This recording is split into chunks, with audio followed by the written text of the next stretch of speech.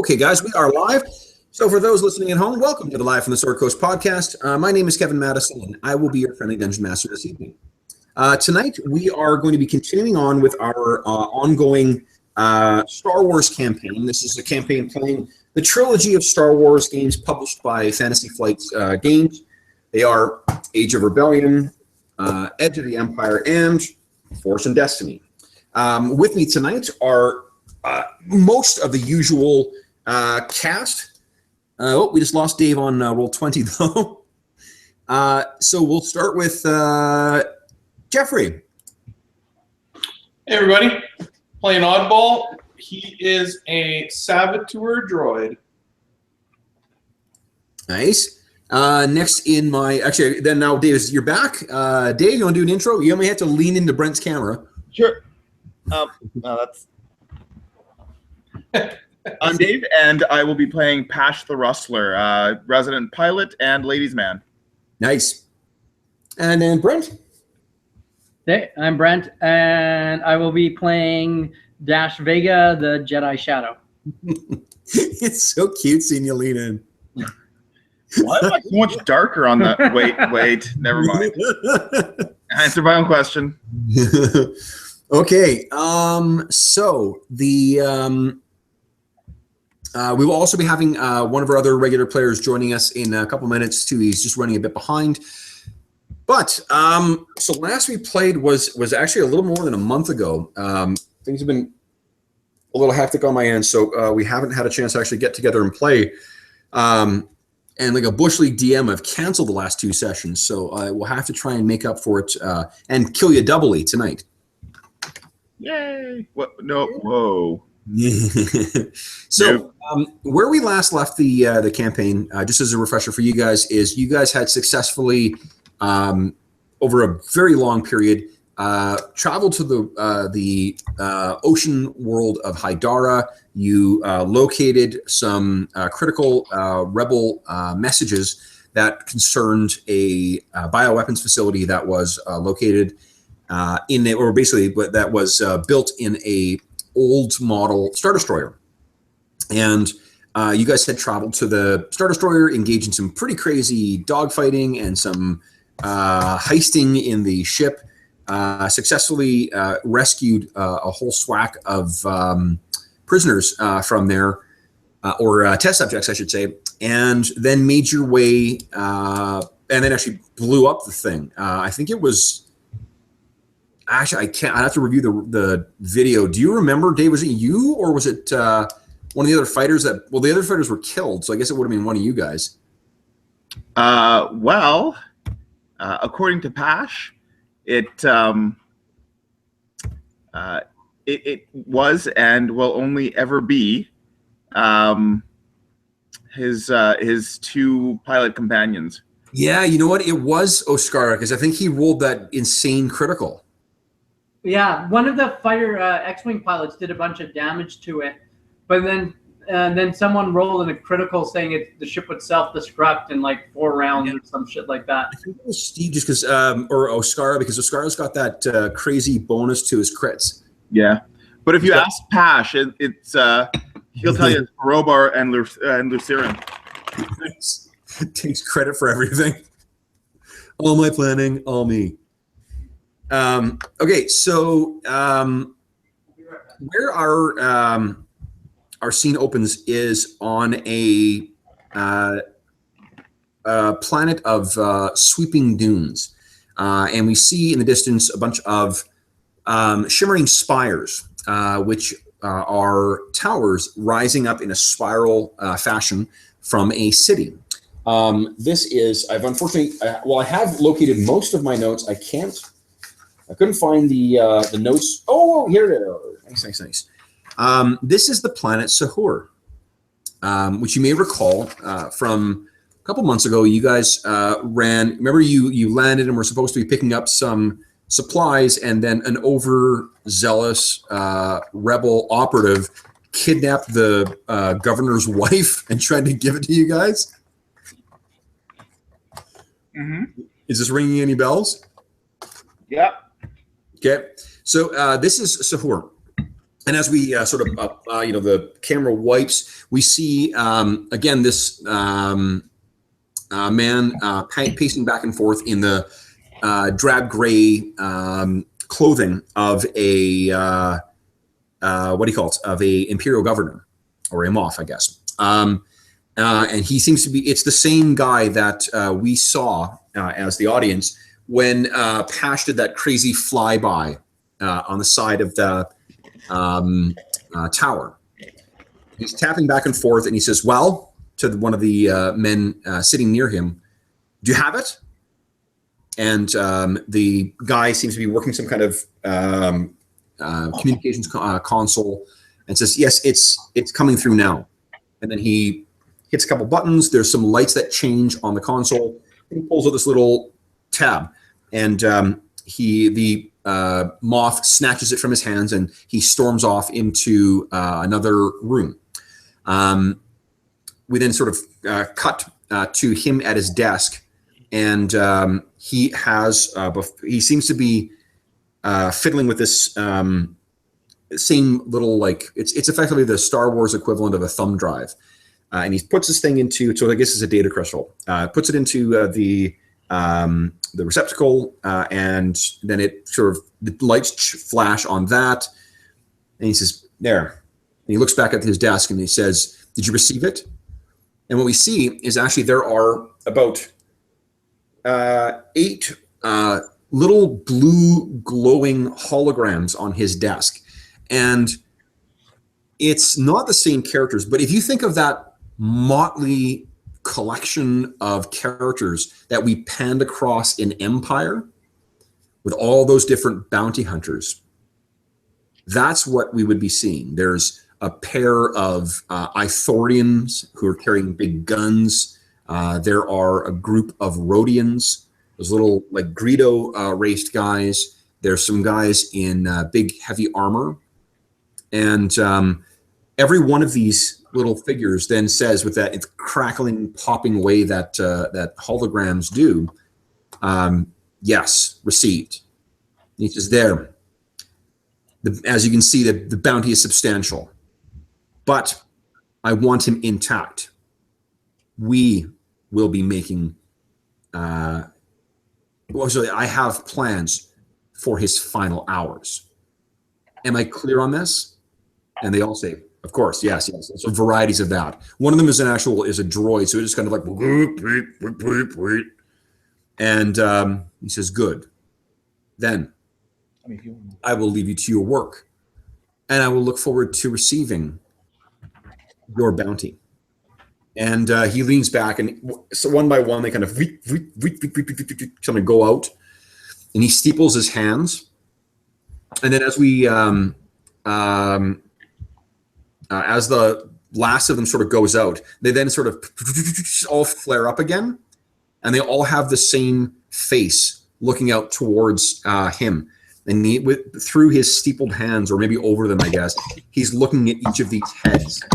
And of course, what we see there is the smiling face of 8 Ashes. Oh, that's creepy. And the scene wipes again, and in contrast to the relative silence of his office, we see the Argent Shadow. And for those listening at home, the lovely ship on the screen is the Argent Shadow, the starship used by our intrepid crew of rebels / smugglers / Jedi wannabes. And actually, you're not a Jedi wannabe anymore. You're a fucking Jedi. So yeah, I don't want to be giving you a weak service here. The ship is sort of making its way down through a relatively light rainstorm, and you see below it there are these. It's a sprawling. It's not quite the Ecumenopolis, the world city that we've seen on like Coruscant, or when you guys were on Terrace before.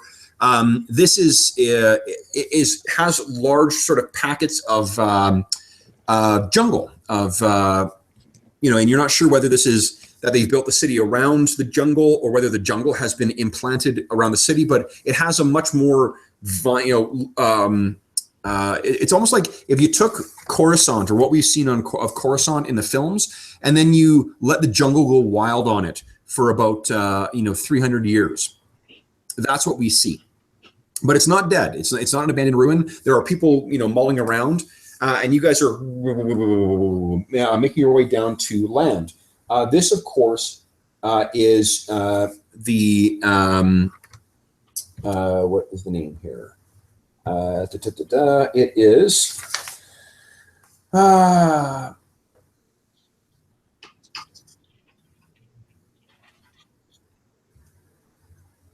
Zarshara.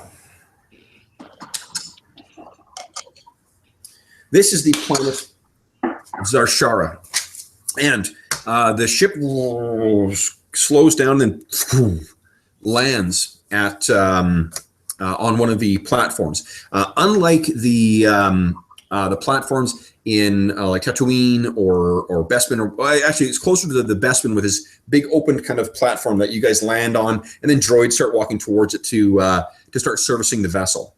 The bottom of the or the landing bay. Maybe you guys can remind me. The landing bays, do they come out the side of the ship? Do you remember? Let me grab my model. This one, it comes out the front. Oh, does it? Okay. Yeah, I'm looking at the model.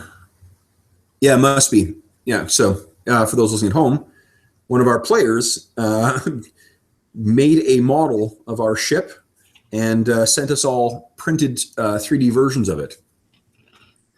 That is. It's super cool. Any excuse I'll have to use models in a game, even when I'm running it online. So the ship lands and the thing comes down, and we see a crew of 4 characters come out.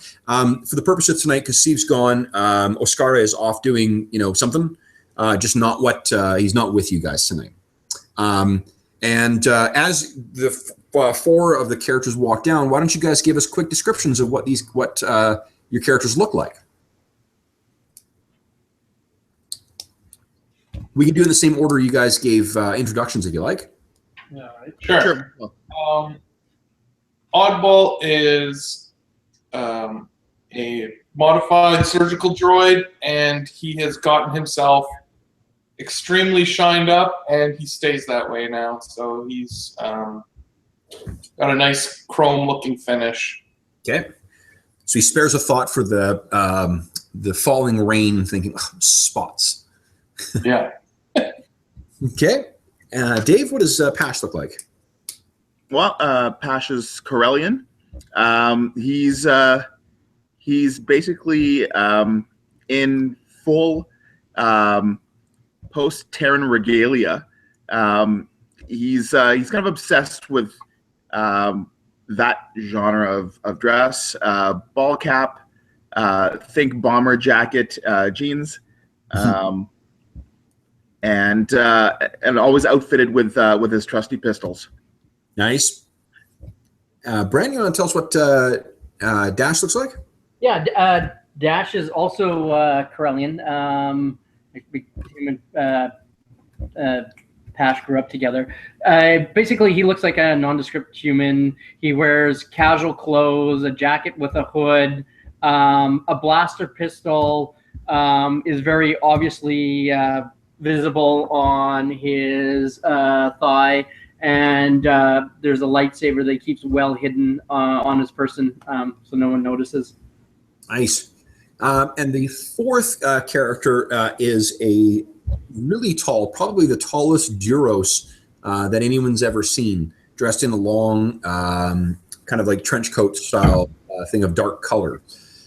So the 4 of you guys walk down off and onto the waiting platform. Behind you, running a little bit late, you hear the as you see R2-G12 kind of come down the platform a bit, and he stops and says, clearly displeased at being told to be waiting or to wait behind yet again. Which of you guys do you think understands? Actually, I'm assuming all of you guys understand binary was squawking. Who's the one who responds to him? Who sort of like sets him in place? Well, based on Pash's and G12's previous interactions, he treats him with a bit of derision, seeing as he can fix absolutely nothing in a timely fashion on the ship that needs to be fixed. So, yeah, Pasha probably gave him the gears, so to speak. Okay. So he, effectively what he's saying is, you know, like, we're not having this again. You leave me, every time you leave me, the ship gets captured. Mm. Well, if you actually did your job while you were on the ship, maybe that wouldn't happen. He starts effectively, it's the binary equivalent of like muttering. Then he sort of turns around, and then as like the last second he has while he's still in view from you, his head spins around and he goes, the equivalent of a droid equivalent of a raspberry, and then kind of carries on back into the ship. So what you guys are here for is to meet with one of Dash's contacts. Dash, you have a Chadrafan contact named She Makoris. And if you want to remember what the Chadrafan, the little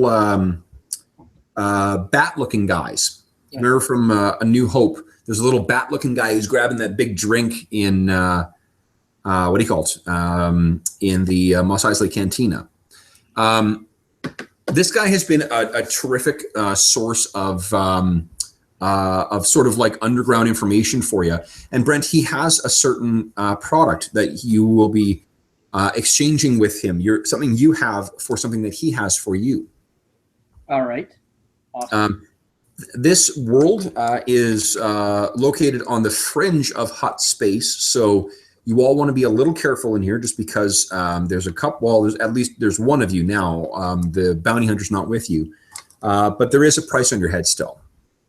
On Pasha's head. So, yeah. Kev, so Zashara is not the. I'm sorry, I got it confused for a second with the planet where we gave to the rebels for a base. No, that the place, I don't remember the name of that offhand. That's okay. I was confusing the two, I think. Yeah, no. This is as I described. It's a place you have not. Well, you, the player, have not seen this before too, but off screen, you've been here a number of times before. Oh, okay, gotcha. Yeah. She is, or She Makor. Oh gosh, that's a fucking terrible name. Hold on, I want to change that. I don't realize she. I can't keep saying she because it's just going to be confusing.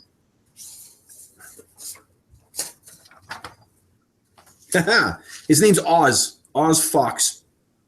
Okay, that's. Okay, so Oz, you're going to see Oz. Hey, look who's back. Cork, can you hear us? He hasn't joined the Google call yet. There you go. Oh, okay. Cork, can you hear us? I can. Terrific. So, Cork, so what's happened is you guys have just landed on a kind of a like jungle city planet called Zashara, where you guys are coming to meet with one of Dash's contacts, a guy named Oz Fox. Fox, incidentally, is spelled P-H-O-X because it's Star Wars. How close are we, like, in months wise before Empire Strikes Back? Well, the gap between New Hope and Empire, I think, is like 3.5 years. So I'll have to double check that, but it is a pretty big gap. We're right now, we're still probably about 2, maybe 3 years closer to 3 years before Empire. Okay. Because right now the Rebel base is actually where you guys are. You guys found it for them. At some point in the future, if things go the way the films go, then they will be relocating to Hoth. But right now, they're on that planet that you guys found for them, the planet with 1. Cool. Right. Oh, you know what? Gosh, now that we got everyone on, guys, why don't we... What's that, Cork? I was not aware of that. The year gap? No, that the Rebel base was now on the planet with 1. Oh shit! Yeah. Okay, clear pool, guys. Before we get going, why doesn't everyone go ahead and roll your? Yeah, there we go. Dark side. So there's 1 oddball. It's got us 1 dark.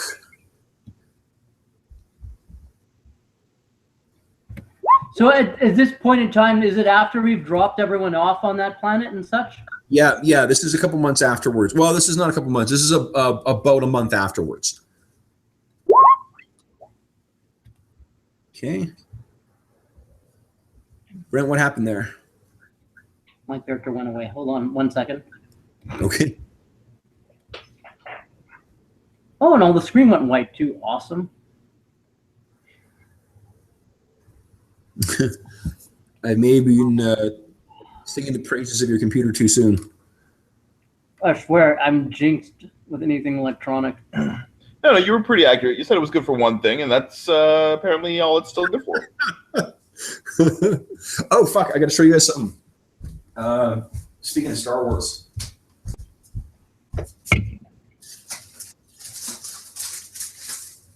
Oh. Oops. So, Do you want me to roll for you? Or? No. Down where's this roll destiny? Left, far left. There. So one row over from us at the expo, the Calgary Expo, was Dave Dorman, and he's a guy who's actually he's a staff, not staff, but he's a contract guy for Lucasfilms who does these posters. Let me just check. I'm just gonna change my here quickly. Stop sharing. So I can show you on Google. Hey, can you guys see on Google the Hangouts? Yep. Check this out. So I got this for Jaden. Wow. Make it big. That fucking cool? Holy shit. He gave that to you? He gave that to you, or you bought it? No. I bought it from him, and then I got for myself. I got Nice. Oh, cool. Nice window. Kenobi, and I got this. Isn't that cool? That's pretty sweet. Big down TIE fighter. And he does the illustration and the color as well. Yeah, he does everything. That's sick. This is from someone else. I can't remember the name of the guy, but I really liked this as well. That's great. I like that more. Isn't that cool? Yeah. I fucking love the Crimson Guardsman. I just love. Yeah, I keep finding excuses. No, they weren't in Rogue One. No, they're. I mean, the what do you call it? The Republic Guard are in the prequels, but 1 second, get rid of these. Okay. Anyway, yeah. So I just wanted to share those. Those were super fucking cool.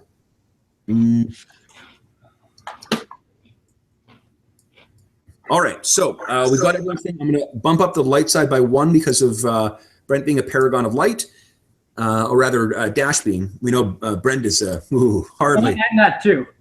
We all know your backstory. So, all right, so we got 3 dark side and 3 light side for the Destiny pool. So, excuse me.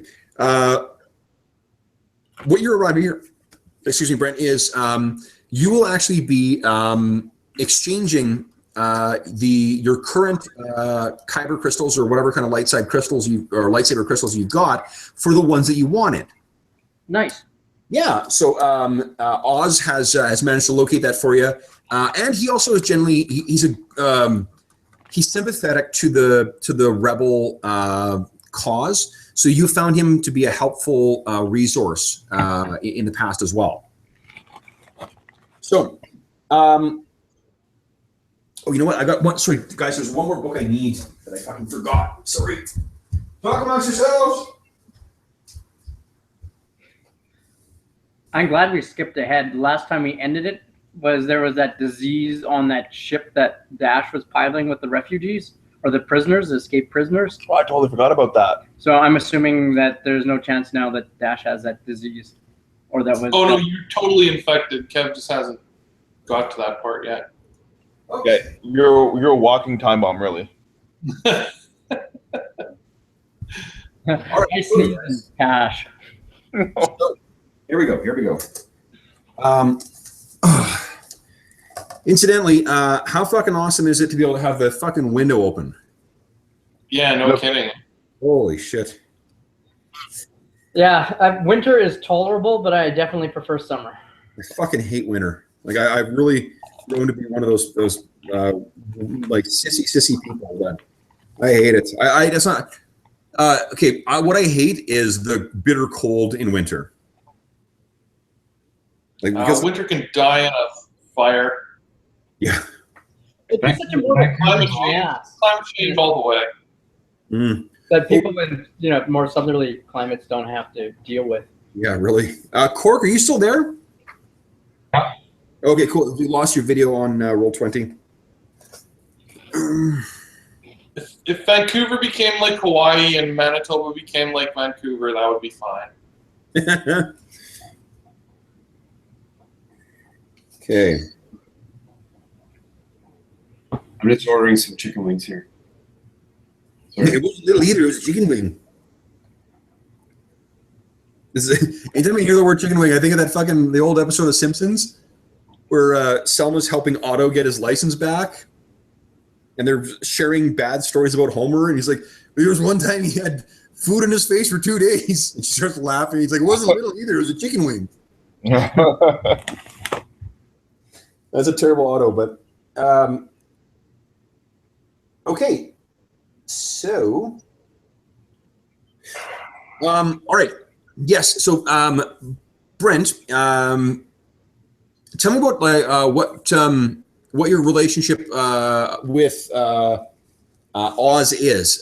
Is it like a necessary evil, or like have you guys got a personal connection, or is it something that's He's a maybe Church of the Force Jedi sympathizer. I know him because I met him through my master when I was undergoing training. Love it? Yeah, that's great. So we go back, and he knows a lot about the Force. Whether he's Force sensitive or not, I'll leave that to you. But he's sympathetic to the Jedi and is at least knowledgeable about them and kyber crystals, and maybe dabbles in the black market as well. You know what? I'm going to say that he knows Lor San Tekka as well, and that's how you guys met Lor San Tekka in the first place. Okay. I think they could probably best be described as gay lovers.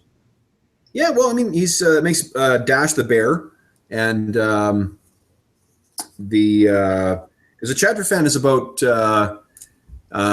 3 feet tall. So anyway, Very disturbing visual. yeah. The internet is vast and deep, so I imagine you can find a picture along those lines. I'd ask you not to share it, though, if you do. This is That sounds like PTSD. maybe subscribers could send in their pictures of that. Yeah, they're fan art. Yeah, please do not send fan art of Dash. Okay. We're Batman. always accepting fan art. Well, how, So- how about, yeah. Where you are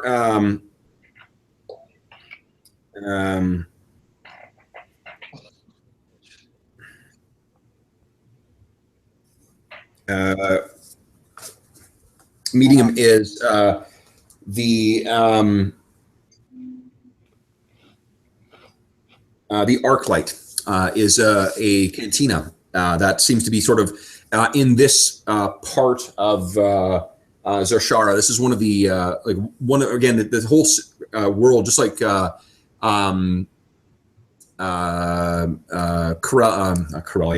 Coruscant is covered in the city. Just there's jungle that has grown up throughout or been transplanted in throughout too. So you guys are making your way past these massive palm trees. The rain is likely controlled by a weather control system as well too. So it's the nightly sort of rainfall. Everyone has appropriate umbrellas and stuff like that, making their way about. This is a livelier and more colorful neighborhood on this planet. I'm not sure. Do you think the rest of you guys have been here before? Pash, I think you have. More than likely. I mean, if it's a well-traveled planet, Pash has probably smuggled something on or off of it. I think Pash boasts a lot. There are a lot of well-traveled planets in the galaxy. Okay. And Vendry and Oddball, what do you guys think? You get an eye roll for that one. Right. Go ahead, Corey. I was going to say Vendry knows that there's a species of intelligent, or not intelligent, but like mobile plant, like a triffid or something, that exists on this planet, and it's endangered. It's very rare to see them, but he wants to kind of check that out. Okay, cool. Yeah. It's like a what do you call it? Man thing. Yeah, something like that. Okay. So you guys won't likely be here for too terribly long because you are. It was just like you're here to sort of for Dash to touch base with an information source and then get with the going. But you guys make your way. I guess I don't want to make the decision for you. Vendry and Oddball, are you accompanying Pash and Dash to this meeting with Oz? I think we don't necessarily need to attend the meeting, but we'll come with them. One thing that I mentioned before you got on too is that this is on the edge of Hut space, and there is while Oscar is not with you, Pash certainly has a price in his head still. Are you saying that we could turn him in and collect the bounty?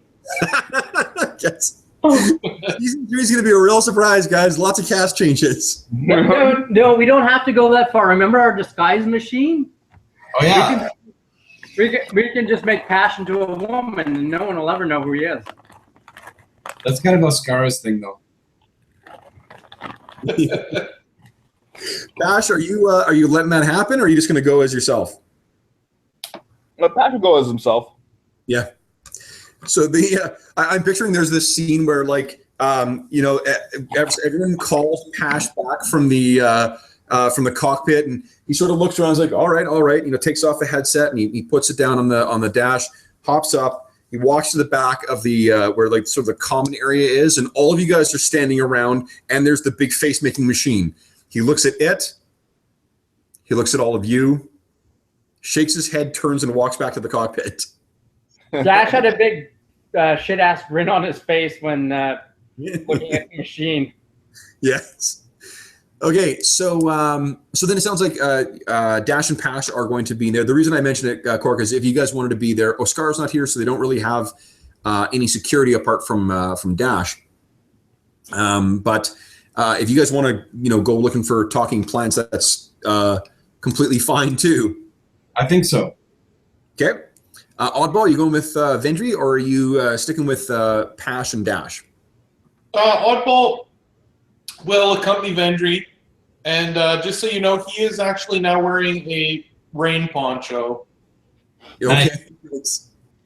Okay. And before they leave, I'll ask them not to blow anything up or piss anyone off. Okay. So you take Oddball checks his grenade supply and says, I'm too low to be blowing anything up.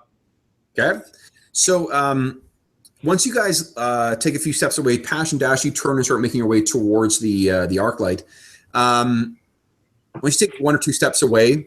Vendry, why don't you tell us why you're really here?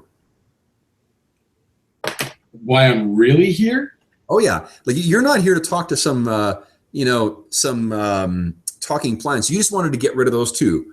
And why is it you're here? I'll give you a moment to think about that while we fill in what the guys see in the arc light. So you guys walk into the arc light, and it's got lots of flashing music or flashing lights in it, and there's dancers, and there's there's not a live band like you get in the finer hives of Scum and Villainy, but there is live performance of a kind, which is a bunch of crazy different species dancers of both, actually of all, I should say, sexes, because it's Star Wars and there's probably some third, fourth, or maybe fifth one.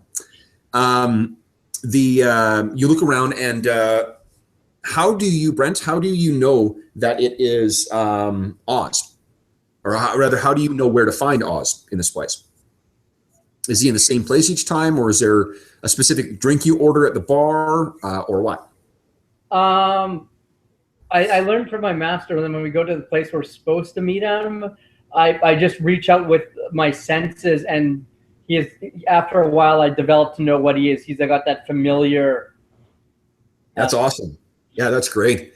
Okay, so you get in, and you reach your hand up and do the old Jedi handy thing. And the world, all the noise and the conversations and the music and the flashing lights, it all just fades away. And you can sense, where he is. All of it suddenly comes rushing back, and you say with, like in the most nonchalant way you can, to Pash, over here. And you wind your way through, and it turns out that Oz is sitting at I meant to sink the dice pool. Oh, okay. I'll modify it one second. Like, what are you changing? There's actually Darth Vader. We're now playing Warhammer. Okay, so you find him. He's actually sitting off in sort of like there's a weird corner table that's a little smaller than the others. That's sort of it's not in not corner, but there's a smaller table that is located pretty much in the right in the middle of this wall. But because of the crush of other booths and tables and so forth around it, it's hard to spot. But you walk over, and then Oz looks up at you, and I'm not going to do this in Chadrafan and then do subtitles because that'll just be tedious. But you can picture that he speaks in Chadrafan in chirping kind of, twilling or trilling kind of language. So he looks up at you, his big black beady eyes, reflecting the neon yellows and pinks and blues from the different lights. And he says, "Every time. You find me every time." Just like my master taught me. It's so good to see you again. It's been such a long time. Too long indeed. Please. How have you been? As well as these times can treat any of us. I hear you have been busy, though. I've been doing the best to learn the ways of the Force. And if time permits, I have.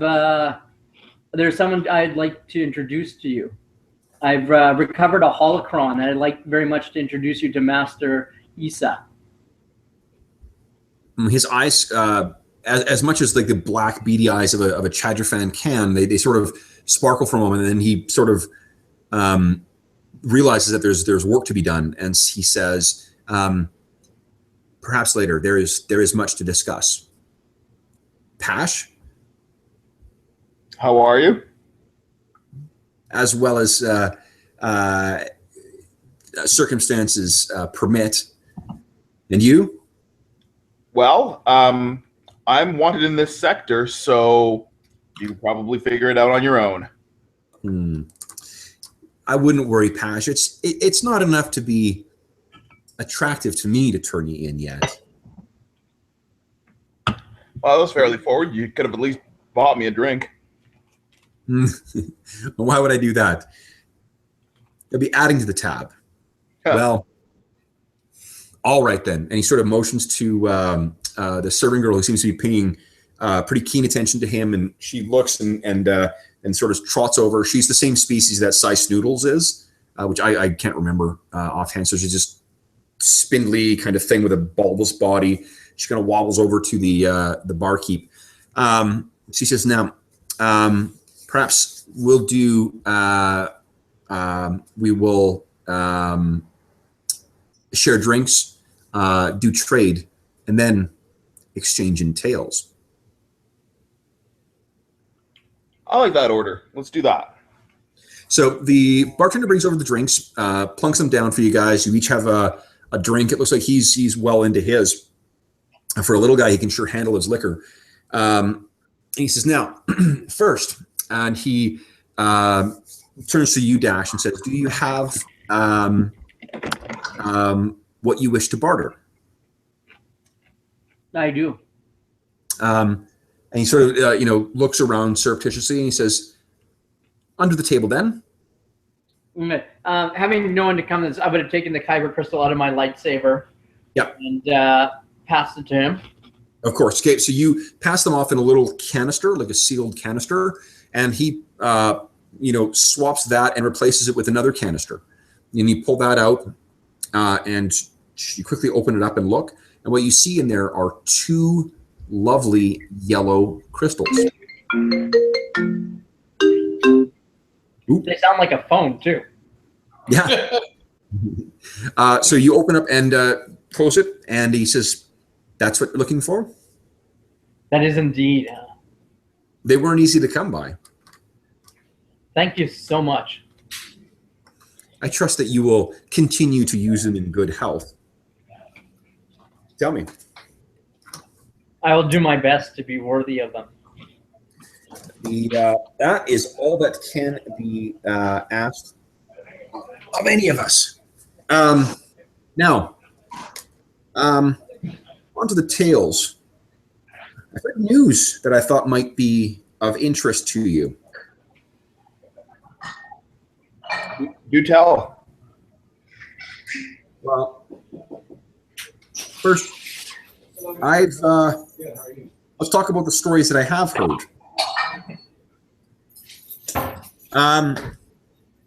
I've heard about your experiences over the last few months. I heard you made quite an impression on Ariadu. You know that's the homeworld of Moff Tarkin, do you not? So we've heard. I've also heard that. Oh God damn it! I just forgot what I looked up. Fucking weak. I've also heard that you were made quite an impression on Hydara as well. We tend to have that effect on planets. Yes, Pash, and I've heard word come to me that you were on Sahur recently. Does that sound right? Something to do with the governor's wife? We seem to move in I guess you could say we're sort of popular in the Imperial circle right now. Well, so you're certainly making an impression on the Imperials. Pash, are you aware that you've got a second price on your head now? That's news to me. So who's looking? Oh, it was Governor Walik, the governor of Sahur, the man whose wife you half kidnapped. Kidnapped is such a harsh word. I prefer the word escorted. You did escort her, I heard, into the middle of a lake in a packing crate. Do I have that right? Yeah. That second part actually sounds fairly accurate. But it was escorted. Well, you're fortunate. I hear that you have a bounty hunter amongst you as well. Something to do with Point Nadir? Now, Brent and Dave, you guys may have missed that. Or actually, I know you guys missed that session, but Point Nadir was the episode of the podcast where we did Get Kurder. Right. That was where Vendry, Oddball, and Oskara went to this asteroid or this starbase that's built into a comet or a rogue moon. And kidnapped a Imperial Moth, and then turned him over to the Black Sun. Okay. Also, they blew up a starship. Nice. Yeah. A big one? Well, blew up maybe is they crashed it. This is where Vendry proved his exceptional piloting skills. Why did we turn them over to the Black Sun and say, like, opposed to, I don't know, the Alliance? Well, because the Black Sun was offering a shit ton of money. But what they got instead was information about Oskara's sister. Ooh. Yeah. So he says, but not to get lost. So that Pash, that's a tidbit of information that I thought you would it would be good for you to know. I appreciate the heads up. So how much is it that they've got on my head? He gives you a number, and it's not as big as the one on Timo, but it's not too far off. Yeah, I really expect it to be more wanted. Well, perhaps next time you should cut holes in the crate then. Well, then she would have drowned. And he sort of nods. Yes. Right. Now, Well, next time. and he sort of leans in a bit. Now, Dash, speaking of Point Nadir, I hear that your man has been, so you and your man have been asking around about the Veiled Sorority. Sorry, Kev, I don't recall the Veiled Sorority. That's because you don't know. It is something that Steve learned. Now, would you kindly make a, let me set the difficulty for you, an underworld knowledge check for me, please. And actually, anyone who has knowledge underworld, you guys can go ahead and make that check as well. Anyone who's got training in it. We're not there. No, that's fine. But if you guys happen to have a better score, that's fine. Ooh. Okay, so we got 2 threats for Pash and 2 threats for Dash. Yes. That's a good start to the thing. I will bank those. All right, so Dash, what you know is that the Veiled Sorority is a pirate organization that operates in the Outer Rim territories.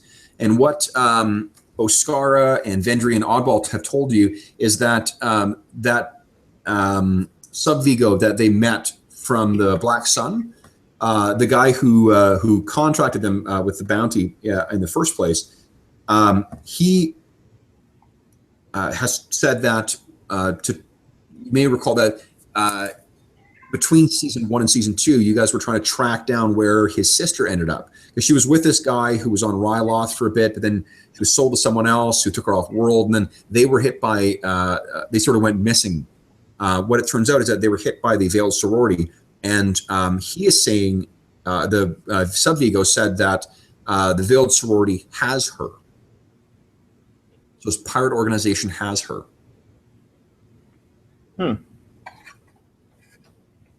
Now, it may, what Oz says, let me adjust the difficulty again, and then you guys go ahead and make another knowledge underworld check for me, please. Holy crap. Oof, Pash, what the what?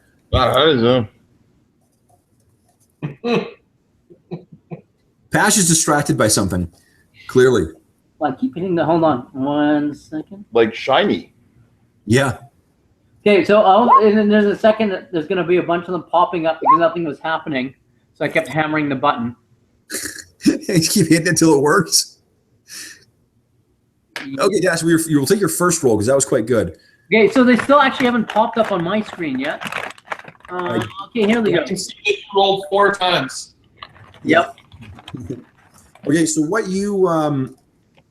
he says is that, are you aware that he says, well, I'm not sure what your intention or your business is with the Veiled Sorority, but the Zan Consortium is looking to hire bounty hunters to bring the Pirate Queen in.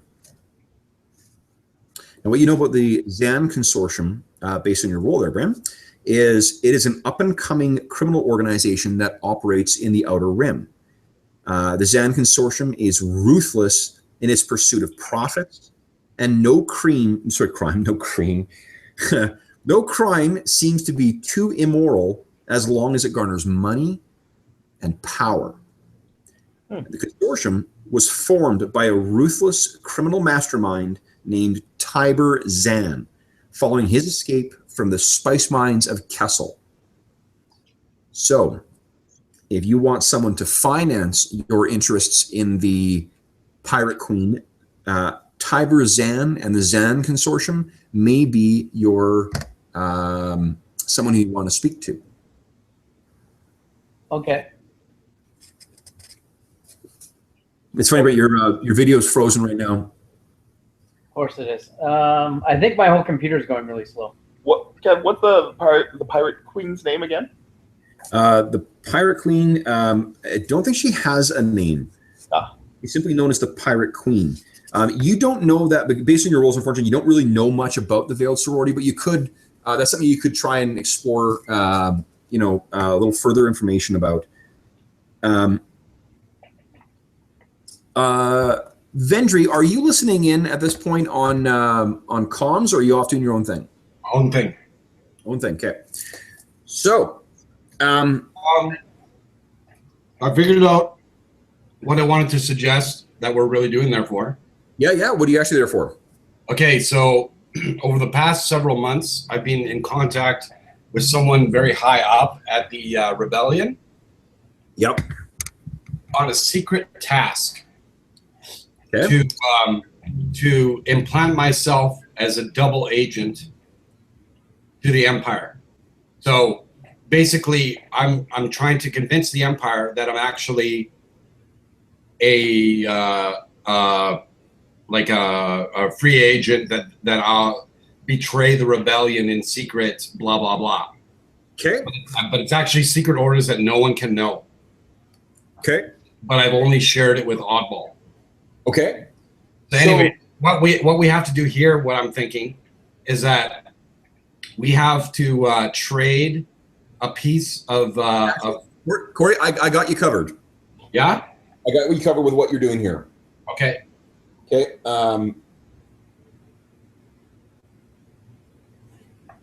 So there is a guy here named Camber Boone. Camber is sort of a local. This is hut space, so the Imperials can't have any formal presence here. But he what do you call it? He's sort of their man on the spot. Yeah. What has been suggested is that if you ingratiate yourself to Boone, then he will what do you call it? That may help solidify their your backstory, or your cover story, I should say. So he's an Imperial. He is an Imperial agent. He's either part of their Imperial what is it? Imperial intelligence, or he's just a fairly loyal mercenary. And I have to meet with him. Yeah, you got to meet with him, and you've got to somehow ingratiate yourself to this guy. Right. So Could we say that Oddball lifted some kind of intelligence that the Alliance doesn't know about, that we're going to trade to him for something? Sure. What do you guys think that would be? A Sith artifact. I think what would be if you're part of the rebellion, I think something that would be like some kind of logistics thing would be more value for them. Yeah. Okay. Like the identity of a rebel cell, or like a drop point for the rebel cell. Jeff, do you have any thoughts on what that might be?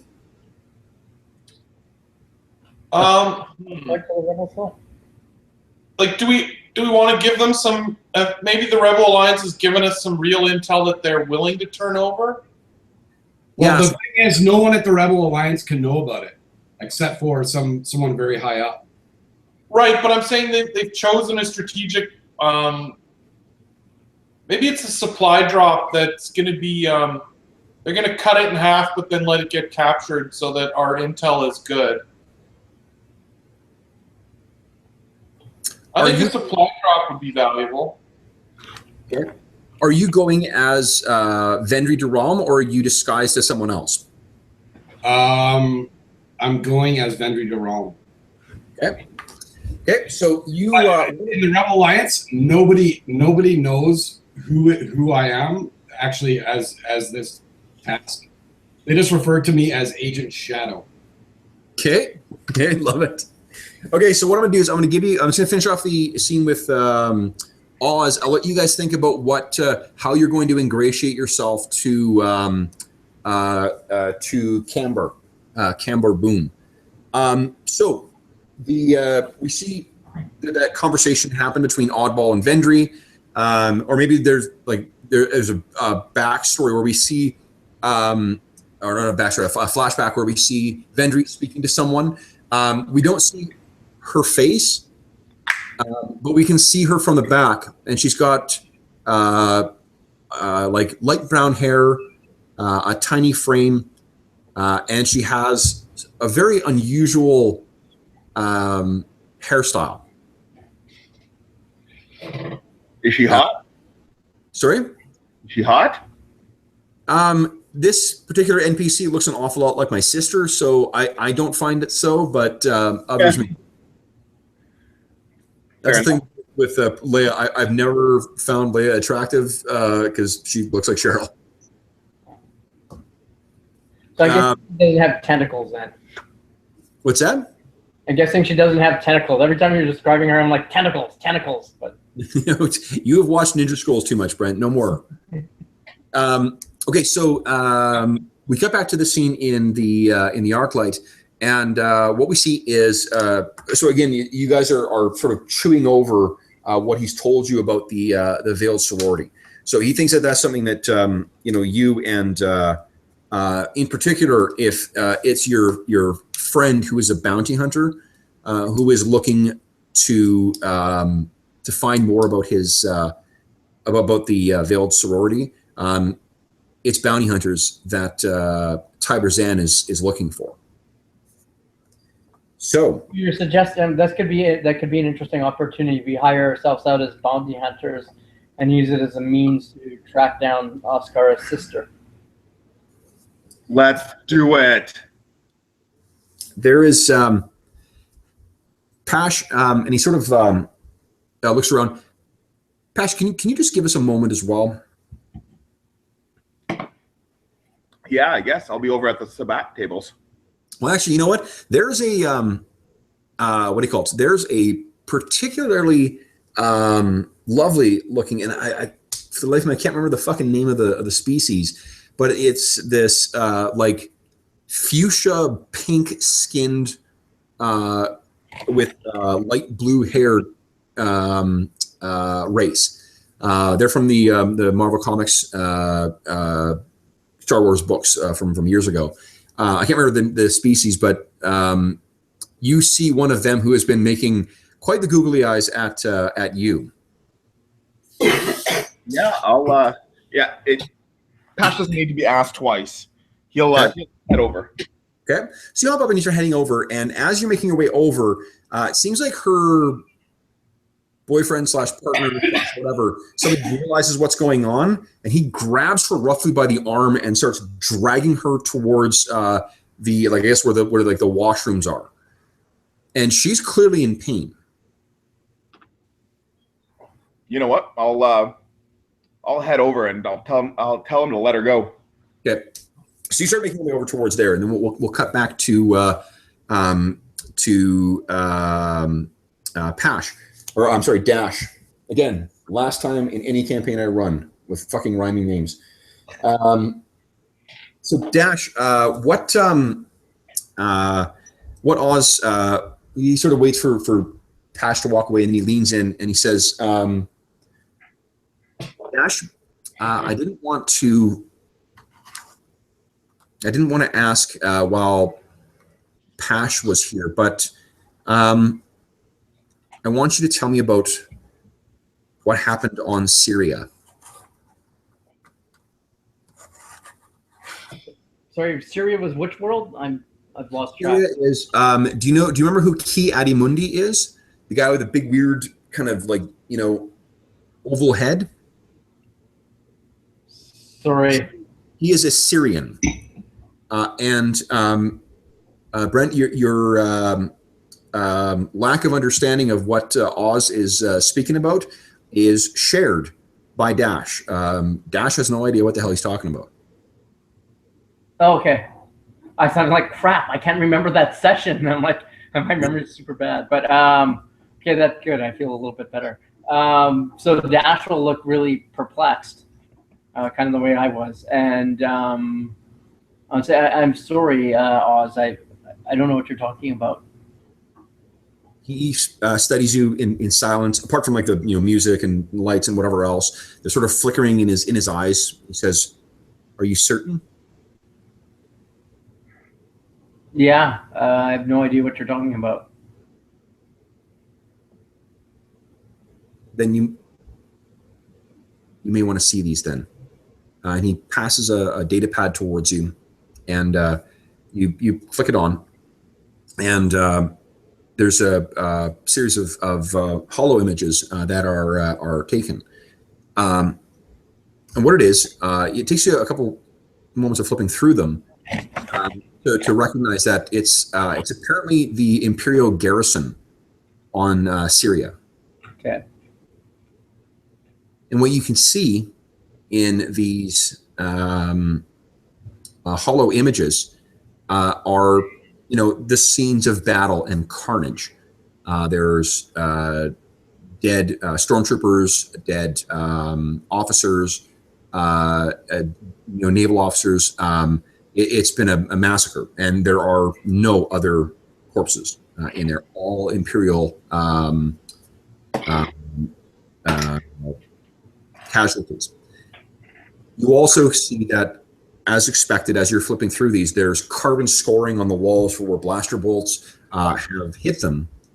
But you also see a fairly distinctive, long, languid scoring marks in the walls that are only caused by lightsabers. And what you see at the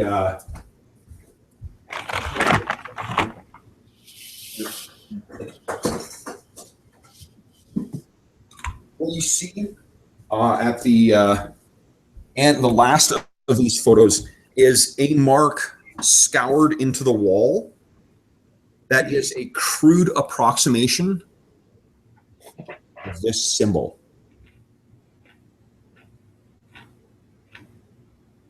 Brent, you know that to be the symbol of the Jedi Order.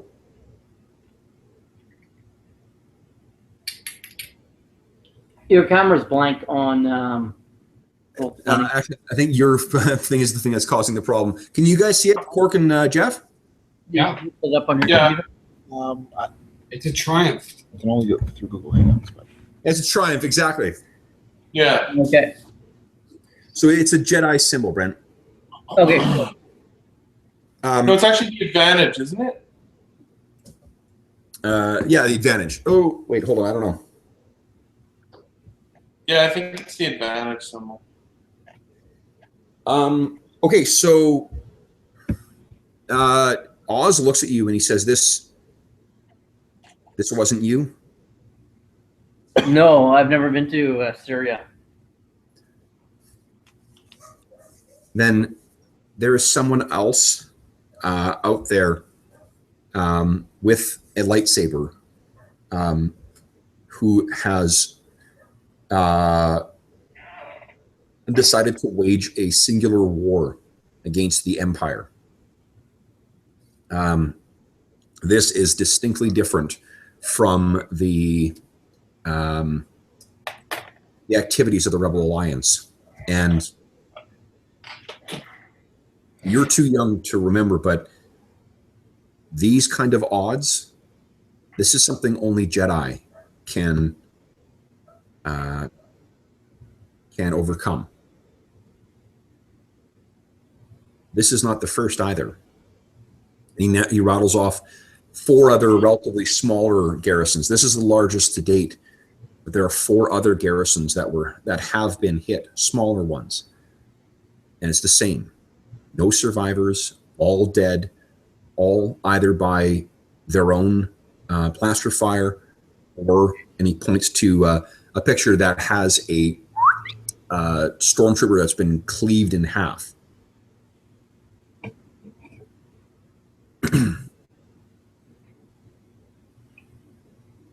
Hold on, just taking notes. Sure. It appears that there may be more of you out there. More that survived the purging.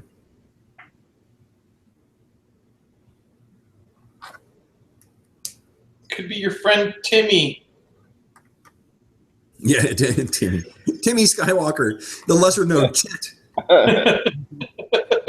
Skywalker.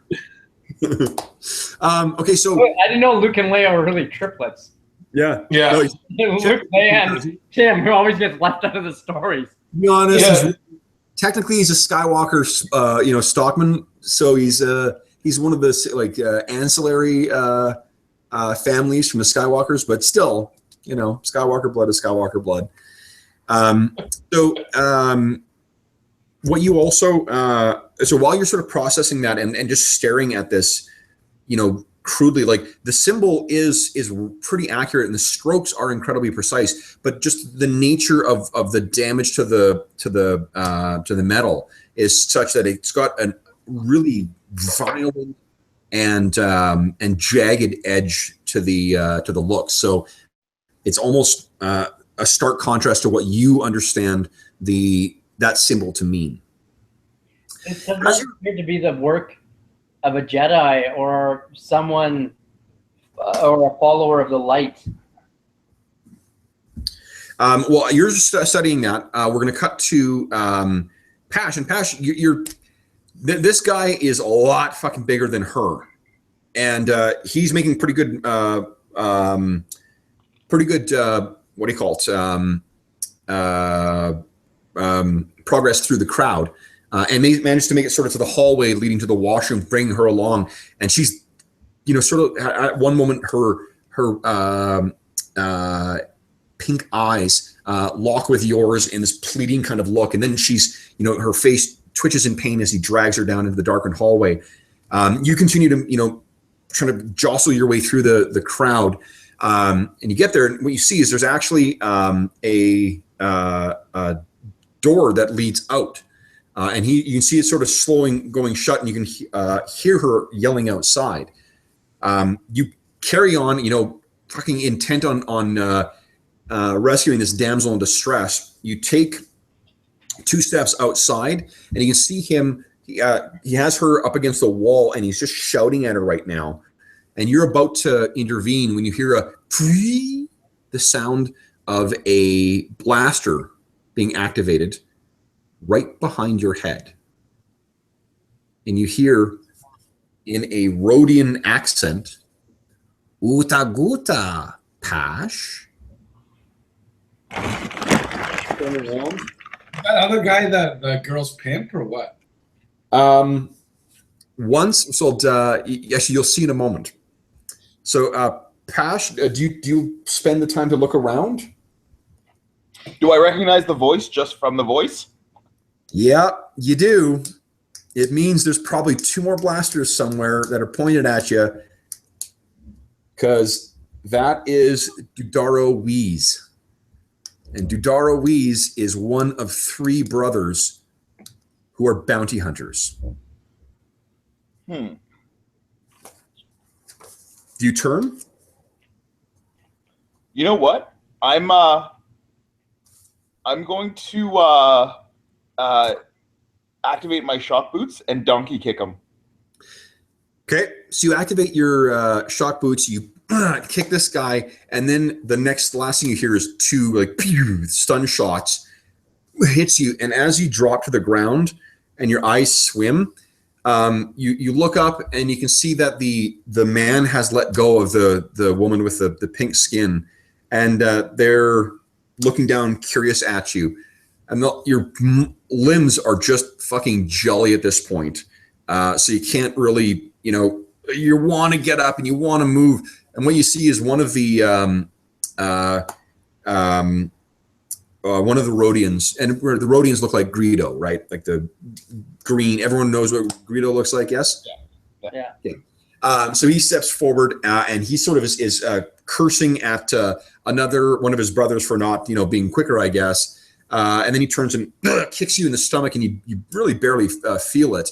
Partly because they're not super strong, but also partly because you're just, you're swimming kind of, the drain of consciousness here. One of the brothers hands some credits to the girl and the man, and they go scampering off down the alleyway. It was a trap. It's a trap. And a well played one. So so at that point you sort of drift off into unconsciousness.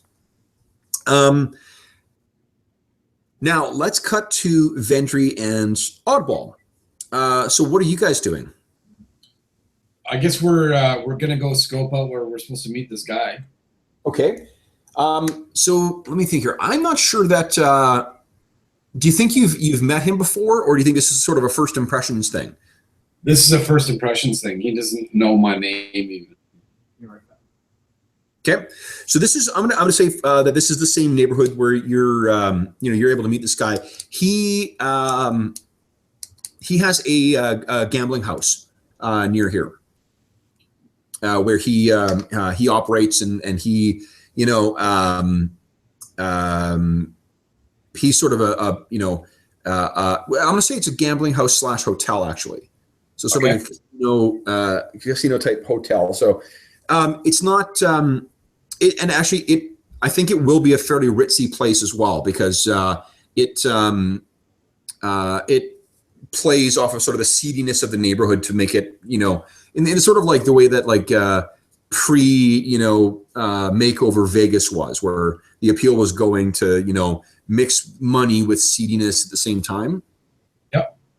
So that's where you're meeting. So what's the are you guys intent on changing? Or, I mean, Oddball, you're obviously looking, dynamite underneath your poncho. But Vendry, did you have sort of like a backup outfit, or are you just sort of like? I'm dressed head to toe in black. Nice. Okay. So you guys make your way into the casino. What's the plan for meeting up with Camber? Well, we've just been communicating with text messages. Okay. So You up? I guess we have to go play at a certain table. Yeah, that's what I was thinking too. Like, we'll sit down at the table, and then everybody else there gets up and walks away, and they close the curtains behind them, kind of thing, I love that. Yeah. As we're walking over to this table, maybe when you sit down at the gambling table, when everyone leaves and the curtain closes, the whole table hydraulically turns around, and there's like another room behind there. Sure. Yeah. Love that. So, as we're walking over there, Kev. Yeah. We walk by a certain game, and Oddball kind of sticks his nose in, and he says, "The odds are not good for this game." And he's the dealer give him a really dirty look, and then he adds, "For the house." Nice. There's a brief moment where one of the pit boss droids is like, "You're about to come forward," and then kind of like, here's what you said, and approves. So you guys do exactly as you described, Cork. You make your way over. There's a four-armed dealer who's working there. You guys sit down. Everyone else goes, and then the dealer with all 4 arms does, shows that all of them are empty, and then walks away, as if they're going to change dealers, and then the room kind of comes over, and then she walks back in and starts, and then the people who had stood up all come back and sit down and continue playing as if nothing had happened. Yeah.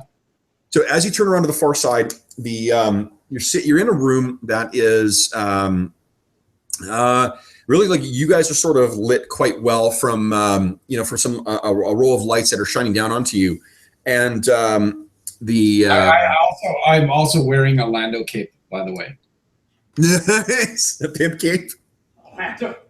Lando. Okay, so as you're sort of looking around, you hear a voice come from that's comes through some speakers from above. I'm making this guy way too Bond villain than I intended, but what are you gonna do? You hear a voice through the speaker saying, "Wanted meeting." Wanted meeting? You wanted a meeting. Well, I think I have something for you. What? I need to know certain assurances, though. Name your assurances. Well, it occurs to me that you need this guy is like a Imperial guy. Yeah, well, you understand he's effectively like an Imperial spy. Yeah. I need certain things from you, if we're going to continue. What have we started? For someone I just met, Mr. Durand, you seem to presume an extensive history. I apologize if that's the case. I'm kind of new to this path that I've decided to go down. You mean the path of the traitor? Well, I have some ideological differences that I can't get around. So I look over at him and Oddball adds, "Look, I'm kind of not really a traitor. I am Imperial built." Mm-hmm. Tell your droid that if I wish to speak to him, I will do so in BASIC through one of my droids. Oddball laughs. Mr. Durand. So did we have Kev, did we have a previous arrangement for like something that I was going to get out of this meeting? Well, I mean, right now what you're trying to get is a good impression on this dude. You managed to track down who this contact is, and you can spend. You've got life sight points you could spend to retroactively change shit, too, to try and this may have been something you've been working on for, the length of season 2. This could be the kind of final episode thing where we're like, oh my god, the pieces all fit together, kind of thing. Yeah. Well, if I'm trying to cause a good impression, then I should say. What? Cork? Yeah? At that point, after you say there's ideological differences, what we see is we flash back to Hydara. Yeah. And all of you guys walking off the Argent Shadow together. And you stop for a moment and you look over at a deckhand who's working there. And you nod. And then you turn without anyone noticing and continue on walking. Yeah. I don't know if you remember, but when you guys first arrived on Hydara, there was a deckhand who made a call saying they've arrived. Nice. And I'm actually not retconning that. If you go back and watch, that actually happened. Nice. So you did that. Do you think there's anything else you can think of where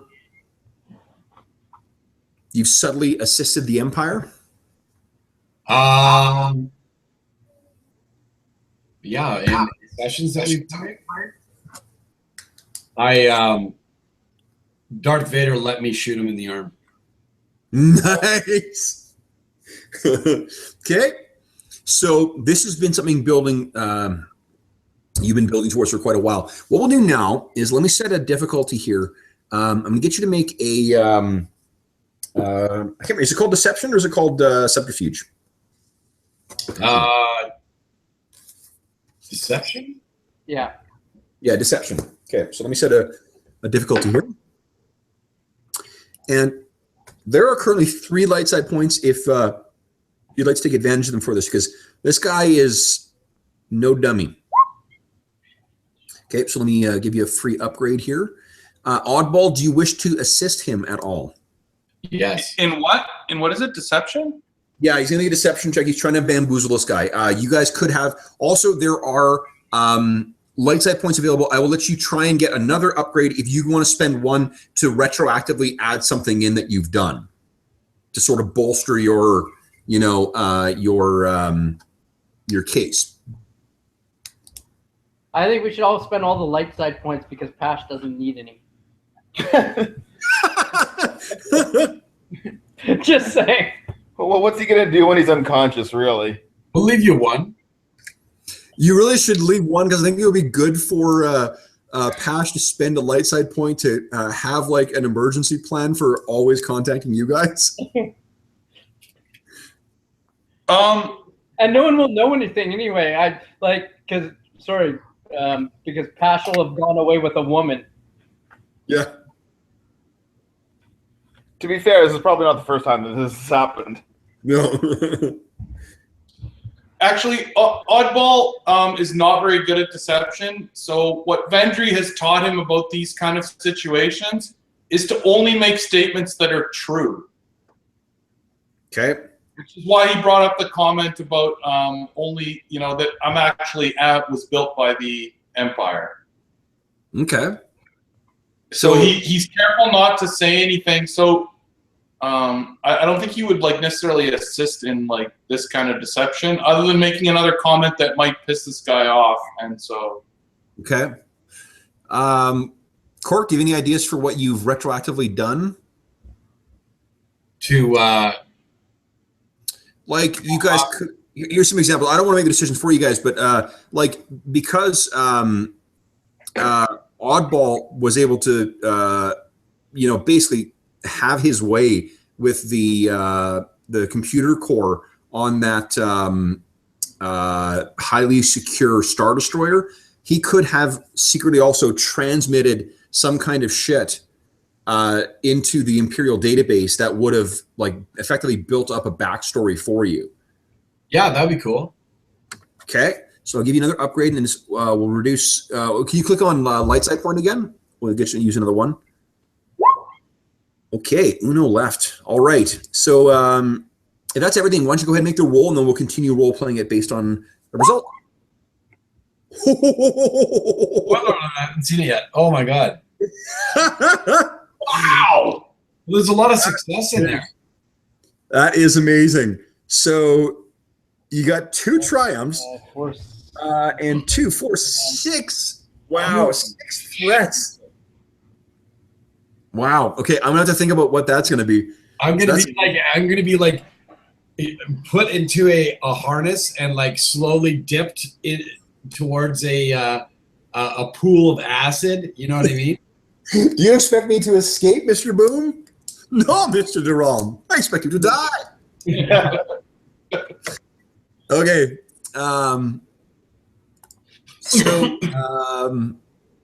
All right. So first off, that's an incredible fucking result. So we've had that pregnant pause now. What do you respond with? You just finished saying that you had a crisis of conscience, I think. Yeah. And I'm just going to say that I've seen the way the rebellion puts their ideology ahead of the truth, and I've realized that truth is that the Empire will reign, and I don't want to die with the rest of the rebellion. A pragmatist.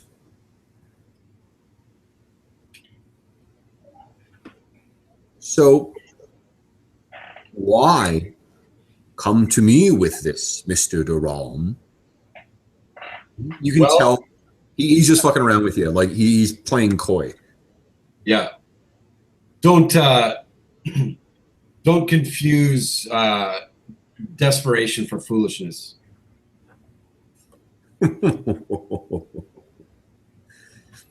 As I have heard, Mr. Durham. And you hear a kind of a popping of the speaker. You hear from somewhere off in the darkness, and then the lights go down, and you're in pitch blackness. And then the ambient light comes up, and you're in a pretty square, nondescript kind of room. It's really not all that big, actually. It's just really strong lights that are positioned in a certain way. And you see standing before you a fairly portly human dressed in really, really expensive dark colored clothes with some really flashy, pieces of jewelry to accentuate it. And he stands with a long kind of like cigarette holder type thing, but it's got death sticks on the end of it. His eyes are, he's got the plump look of wealth.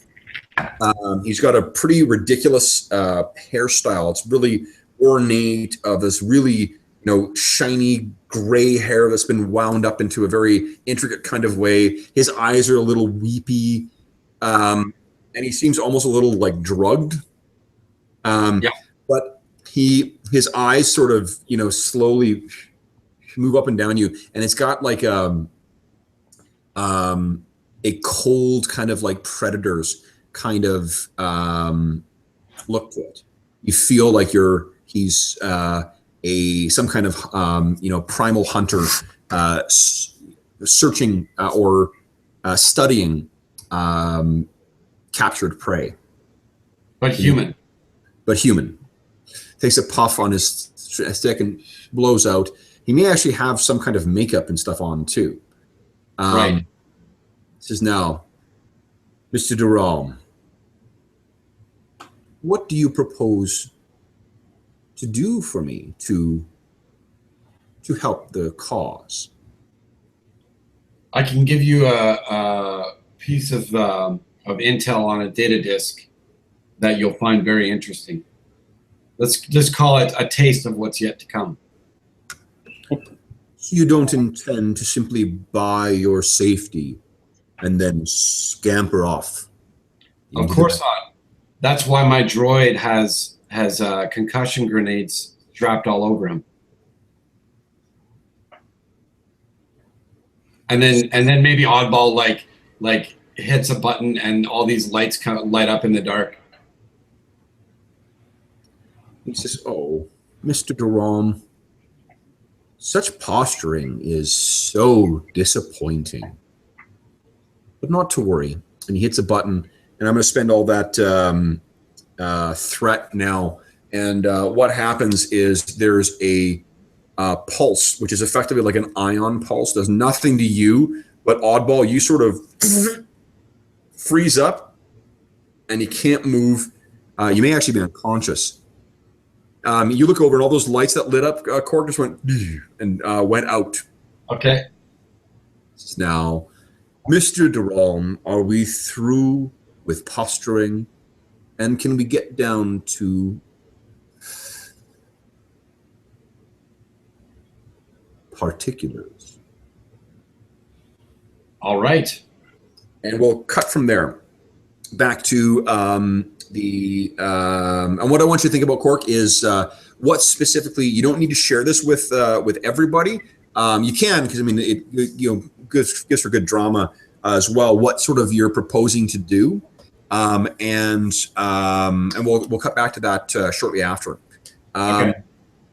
Dash, what you've sort of finished processing, like you just been like trying to by staring at this this hollow image, you're trying to make it make sense, like why this thing is on there. And what do you make of it anyway? Like what is your thoughts? This is not the work of a Jedi. I think there's too much slaughter. Jedi wouldn't go in just to slaughter troops, and then leave some kind of calling card. Either it's someone who's fallen to the dark, or it's a student who's or a Padawan who's strayed from the path.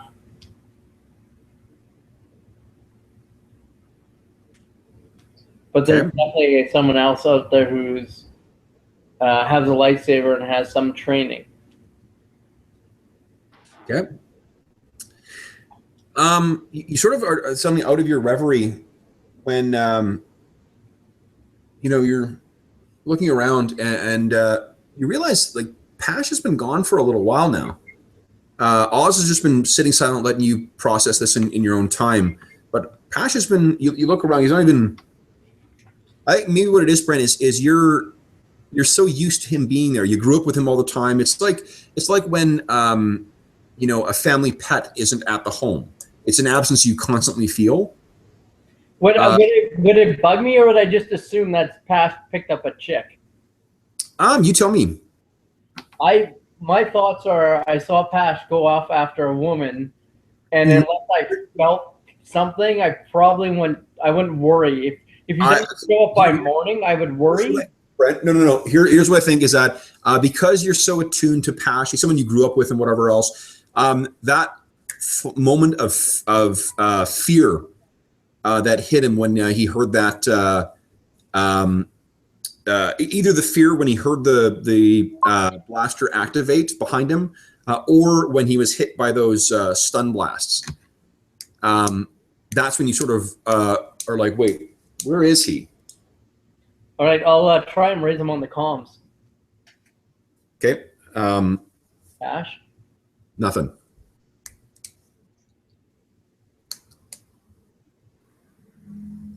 Yeah, he's not answering. Shit. I will tell Oz, I think something's wrong with Pash. Unfortunately, I'm going to have to call this short and go look for him. I hope this is not the end of our time on the planet. I'd very much like to catch up with you. You're not sure you got time for that, Brent, unfortunately.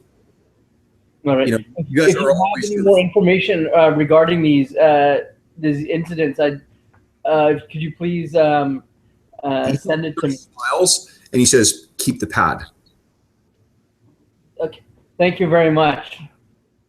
Be well. And he leans in and says, sort of under his breath, may the force be with you. And I say to him pretty much simultaneously. Okay. And then I'll clasp his hand, and then I'll turn to go. Okay. So where is it you're heading? I don't think you saw where Pash was going necessarily. No.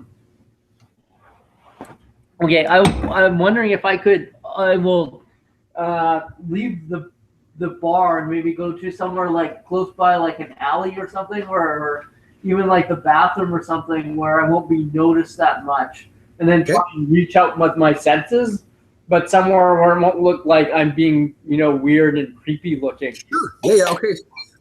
Brent, why don't you make a I'm set difficulty here for you, and then make a let me think here. What do you think that would be? I'm thinking perception, maybe, or discipline. I don't know. What do you think?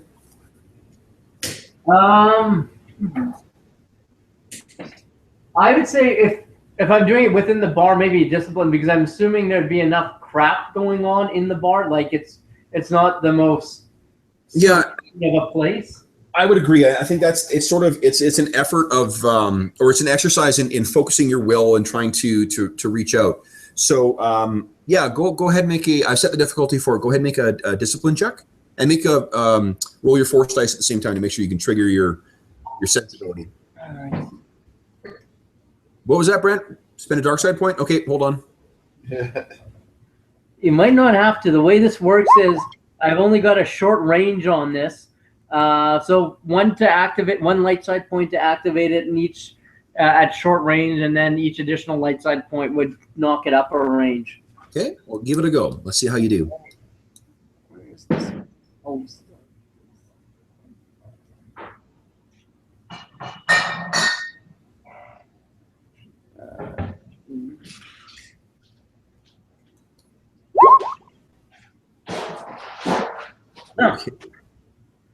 Okay, so it works. Yeah. And that would be if Dash is in medium range.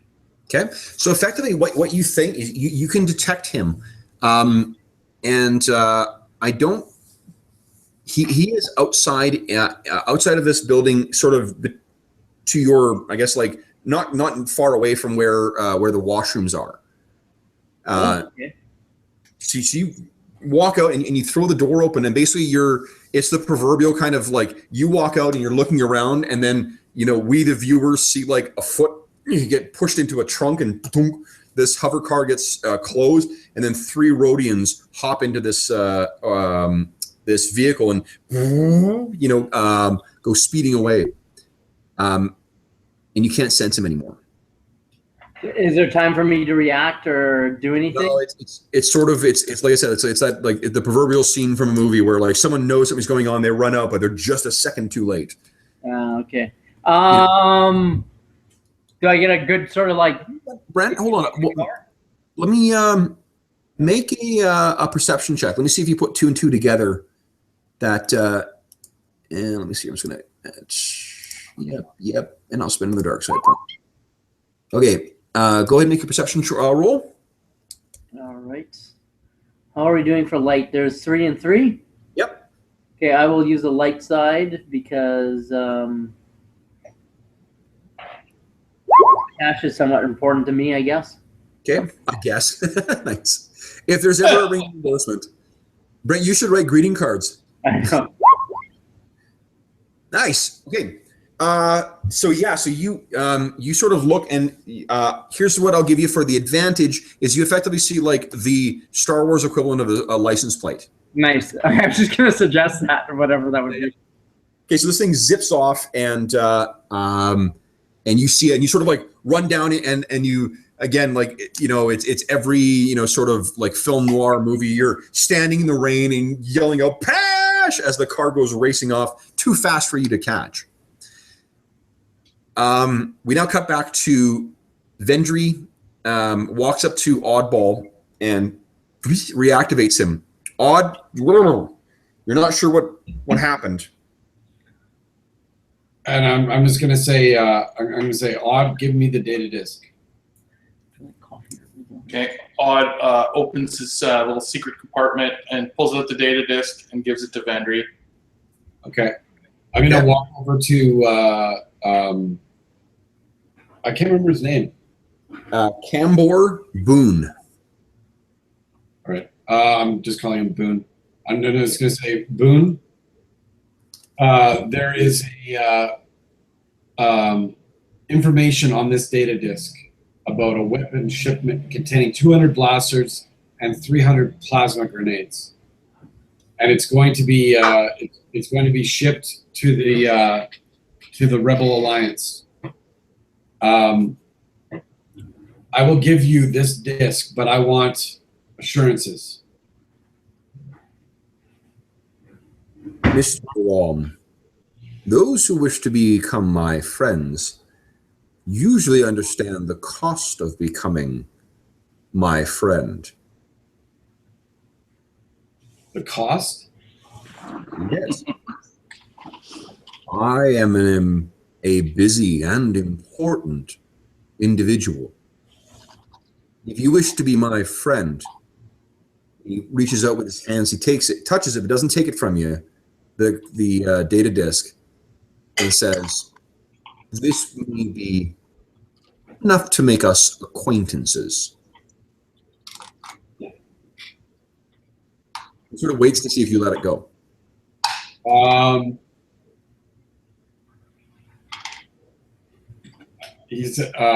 Vendry says, "I'm not so sure," and pulls back on the disc. Okay.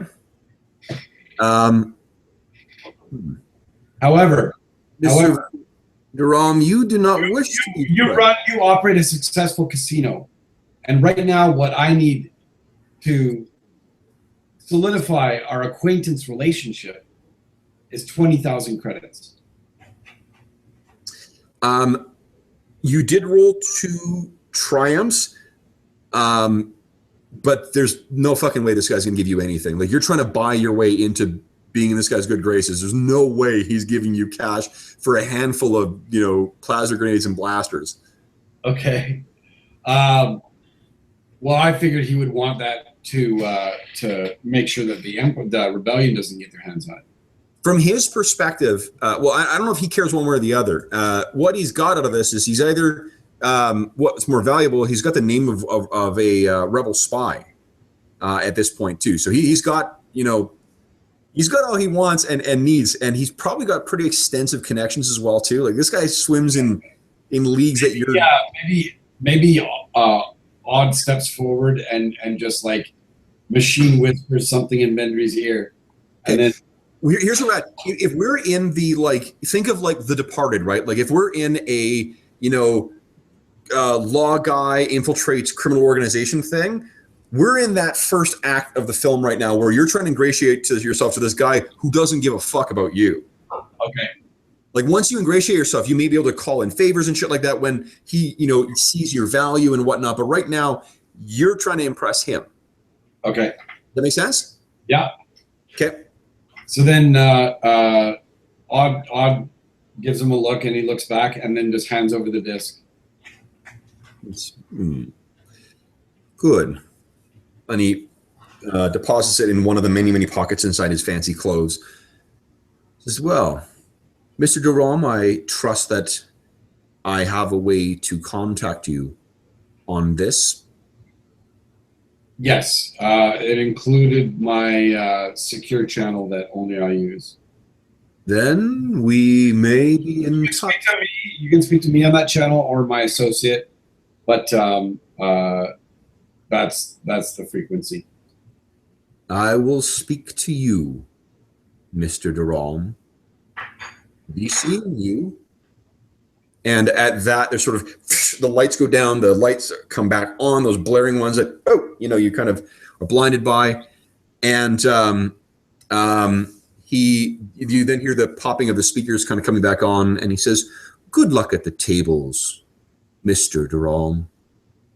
All right. What do you guys do? We're gonna go gamble. Okay.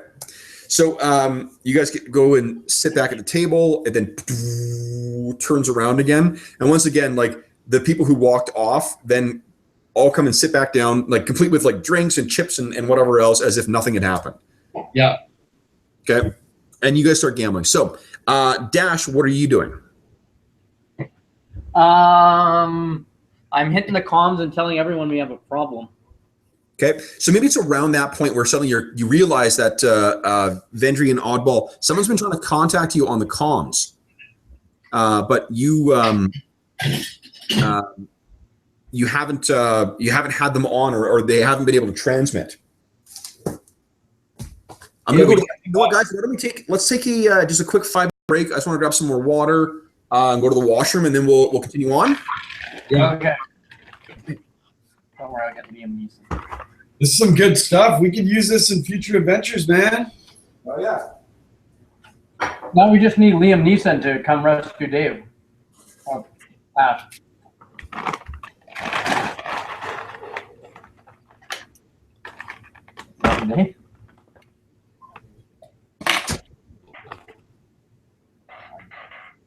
They should have a movie where Liam Neeson rescues Matt Damon.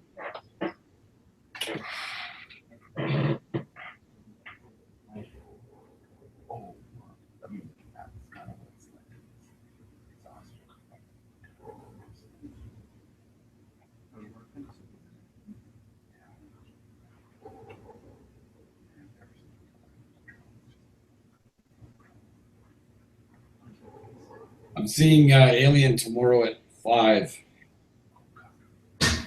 That's Alien Covenant. Yeah. That's awesome. It looks interesting. Do you know if it picks up right from where the last one left off? I think it takes place years later. Oh, it does. Okay. Yeah, they stumble on what's left of the colony. Okay. Or they crash land on what's left of it. I'm not gonna lie. I want to see Baywatch when it comes out.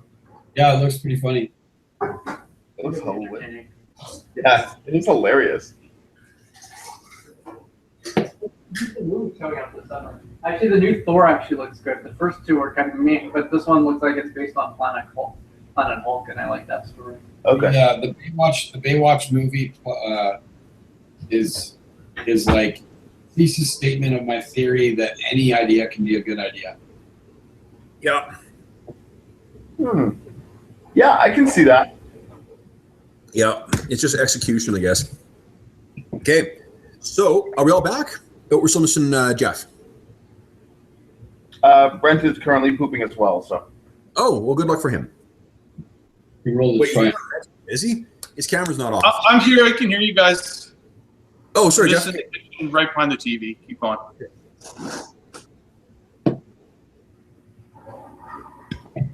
Brent is evacuating his bowels right now, so we gotta wait. Jedi ritual. Oh, I got what do you call it? 3 new Shadow of the Demon Lord books, Jeff. Well, he's away from the mic right now. Okay, watch if oh yeah, Brent's gone.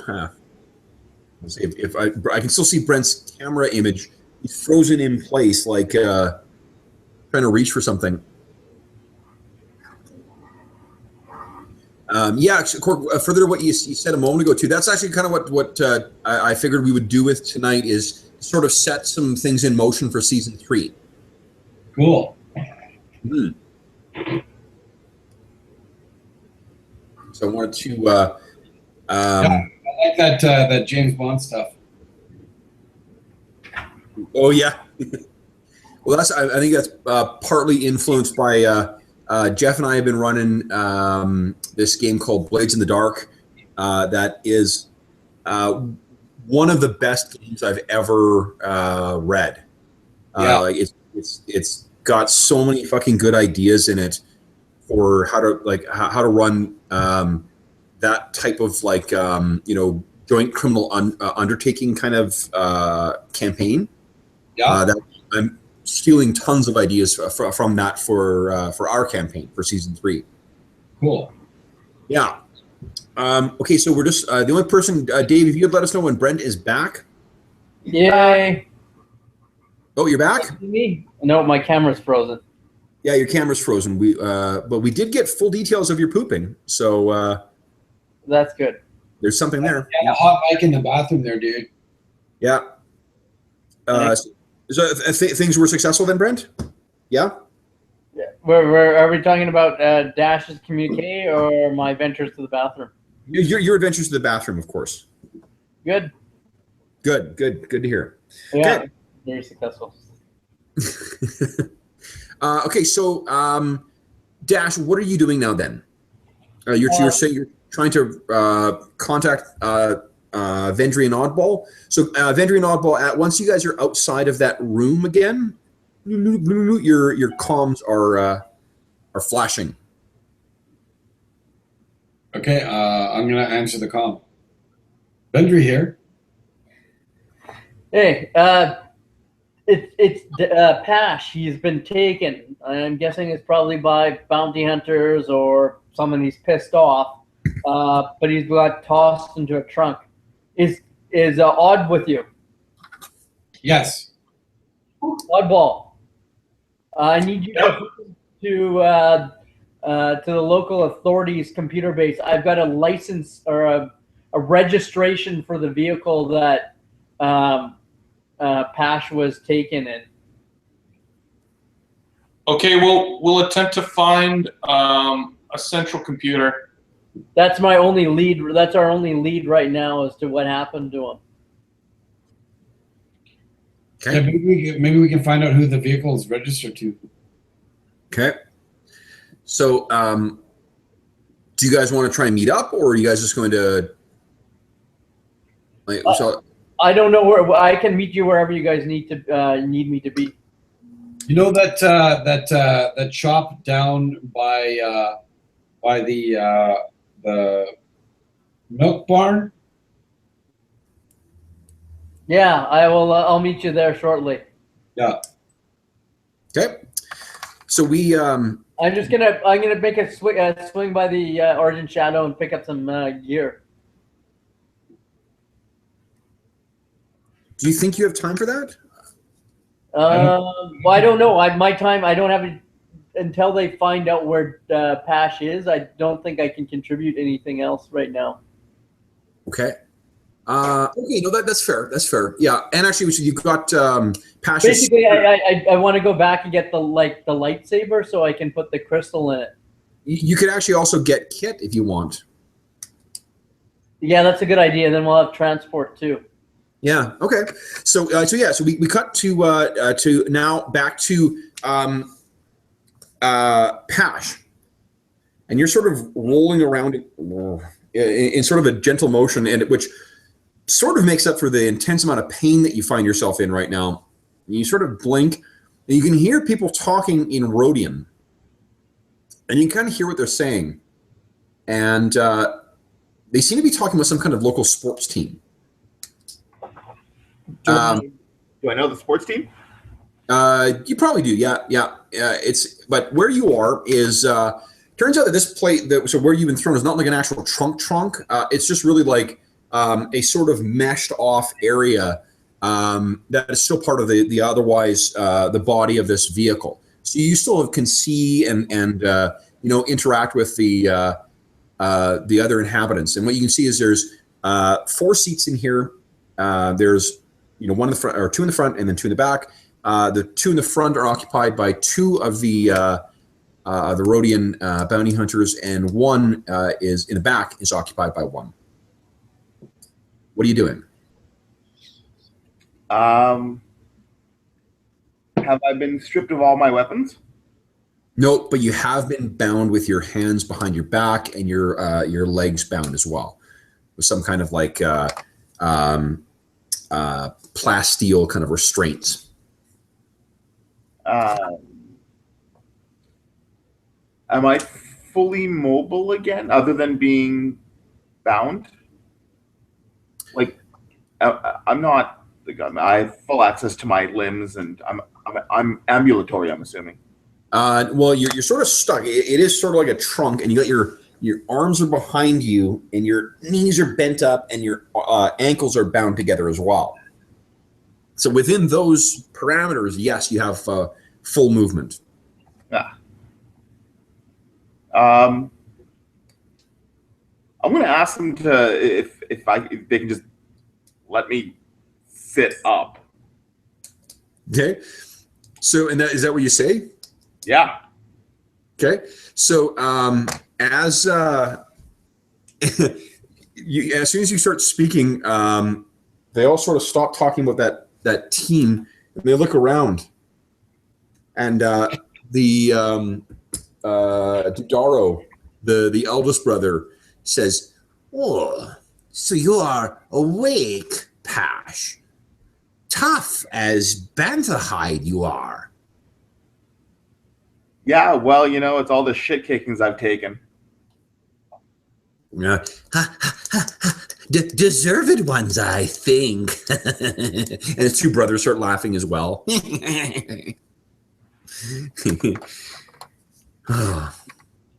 All right, so what is this about, Dodoro?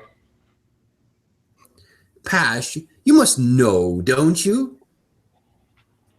And then one of the brothers says, he has so many people after him, he loses track who wants him dead. And they all start laughing again.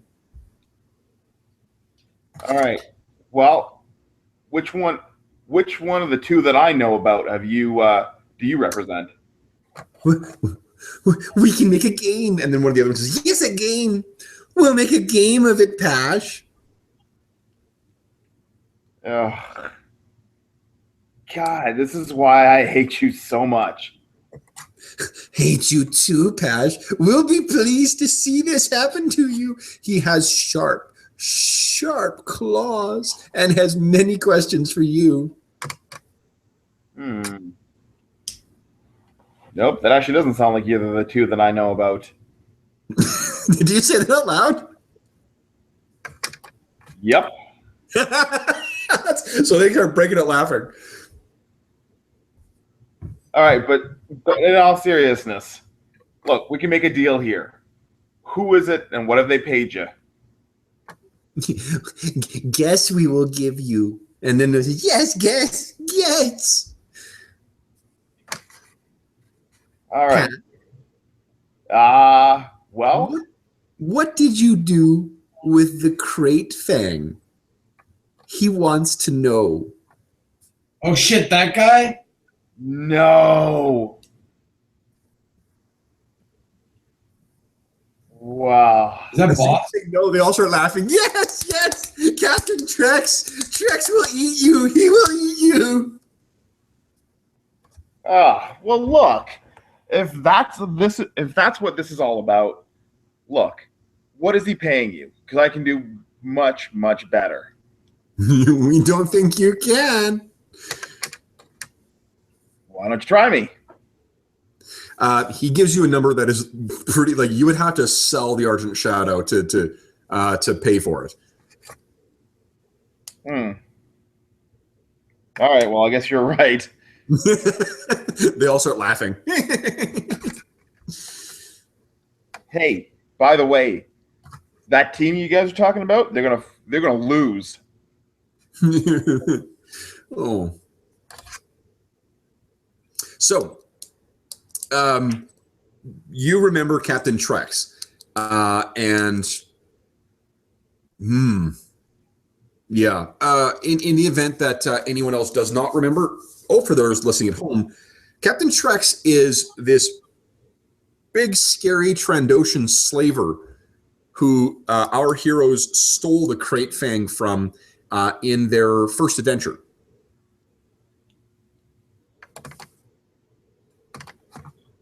So, what are you going to do, Pash? Again, just as a mechanical thing, I can remind you that you've got some light side points. So if you want to retroactively change the scene to add in like an emergency transponder or something of that effect, you are welcome to do so. Yeah. Is there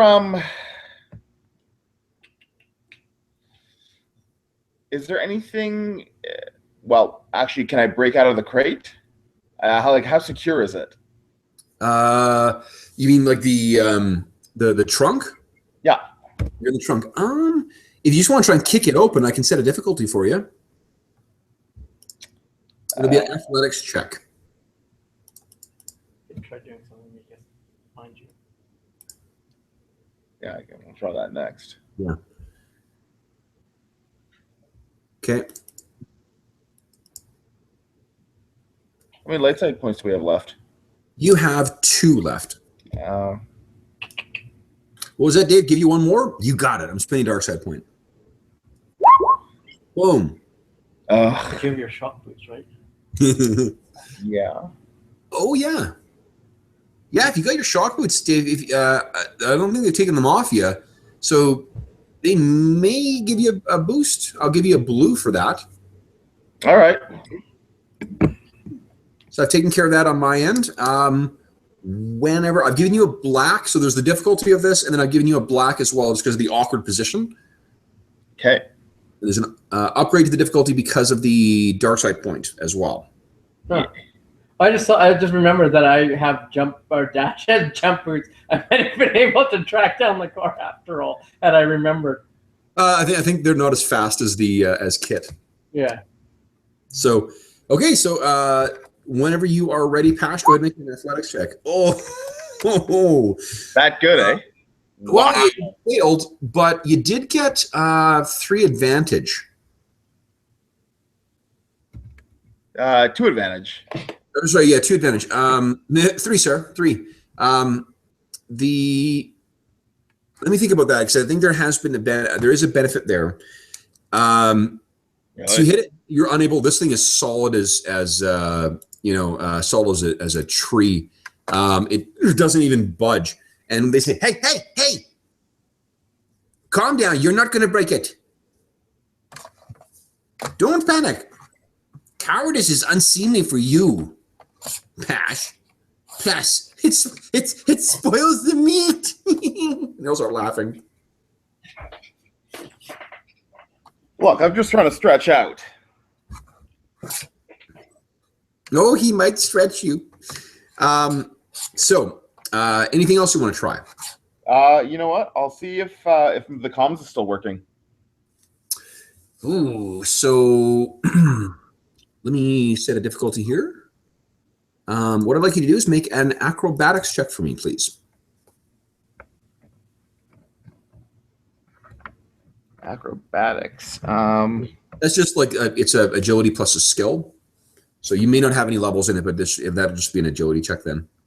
Okay. Okay.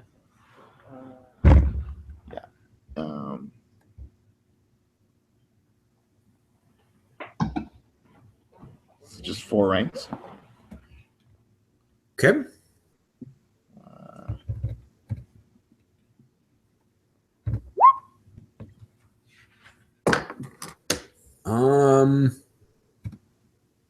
Something went wrong there. Yeah, no, it really did. You don't want to roll the dice pool. You want to roll the little dice next to your acrobatics skill. That's what it's. There's coordination, I think. Is that what I'm looking for? Yeah, and coordination, please. Okay. Yeah, sorry about that. I'll use a light side. Okay, let me give you an upgrade. And you are good to go. Nice. Ooh, yeah, like without even moving, we sort of see you sitting there, glaring at the 3 Rhodians. But then we cut to the back and we see your hands move up and into your pocket, and you grab the comm and you flick it on. Well, actually, what do you do? Like, were you planning on just putting it on, or what? Yeah, you know what? I'll flip it on. When we were kids, did Dash and I ever come up with secret codes or anything? I think that if you spend a light side point, you did. Okay, let's do that then. Okay. So click on. Oh, you know what? You need to click on it on twice because you didn't do that last time. Right out. But a momento. Perfect. Great. Yeah. So you have got that code. What do you want to let Dash know? Can I see out the window, or can I? Not really. No. I mean, you can sort of see up. You can see it's the darkened, raining skies of Zarshara that are flying by. Huh. But no details though. I'll periodically report back any landmarks that may come into view from my vantage point. Okay. Yeah, that sounds good. Okay. So we cut to that, and then we cut back to you guys, and you've had time to get your sort of rescue preparations ready. Oddball and Vendry, I'm not going to make you roll for the computer check, but Oddball, you locate the what do you call it? Locate where the vehicle is. And what are you gonna do? We're gonna where is it located? What part of the city? It's actually part of the seedier part of the seedier part, kind of. Okay. We're armed. Grab a quick coffee. We'll be right back. Okay. We're heavily armed, aren't we? Sorry, Brent, are you leaving right now? We're just running to the kitchen to grab coffees. We'll be right back. So we need your plans here too, Brent. Jeff, do you have any thoughts? Sorry, were you able to track down the license plate? Oddball did, yeah. Okay, and I've got when Pash starts communicating with me. Can I, or I guess, or maybe I'll ask Oddball this question: is there a way to like track his location of his communicator? I think that Jeff, can I get you? Jeff, can you hear us? Oh yeah, for sure. Can I get you to make a? I'm going to set a difficulty here for you. Get to make a computers roll. Okay. I'm going to spend a dark side point. So I'm sitting on a lot of them right now. And is this slicing? Yes. Okay. Yeah, and You ready? not cool. Yeah. Okay, I'm ready now. Oh, Wow. that's very bad. Oh, Okay. I guess it's a no distracting. Okay. Oh, and no successes either. What the? No, it's bad. Wow. That's the first time we've failed any computers rolls. Yeah. Huh. Okay. So, I think my circuits are a little fried from what Boone did to me. you know what? Threat. You know what? You only rolled it was 2 hits, 3 hits. I'm going to say it's a success just because I actually included one more purple than I intended. I meant that to be 2 reds, 2 purples. But I am going to use that threat, though, or despair, rather. So you are able to track the I'm going to bank that threat because I know exactly what's happened from it, but you're not going to know just yet. So describe for me what you guys like, what sort of rescue situation we find you guys in when you start getting this message. I guess I would be had enough time to make it back to the Argent Shadow, grab some stuff, and then ran to Kit. Basically, I would, based on my, not piloting as good as Pash, I would grab Slingshot, make sure prime Kit and get him ready to go. And if I have time, then I'd worry about the lightsaber. If not, I'm fine to go without it and just use my blaster pistol. From what I've seen in in the media stuff, I mean, adding a new crystal of the lightsaber really is not it's a fairly quick endeavor.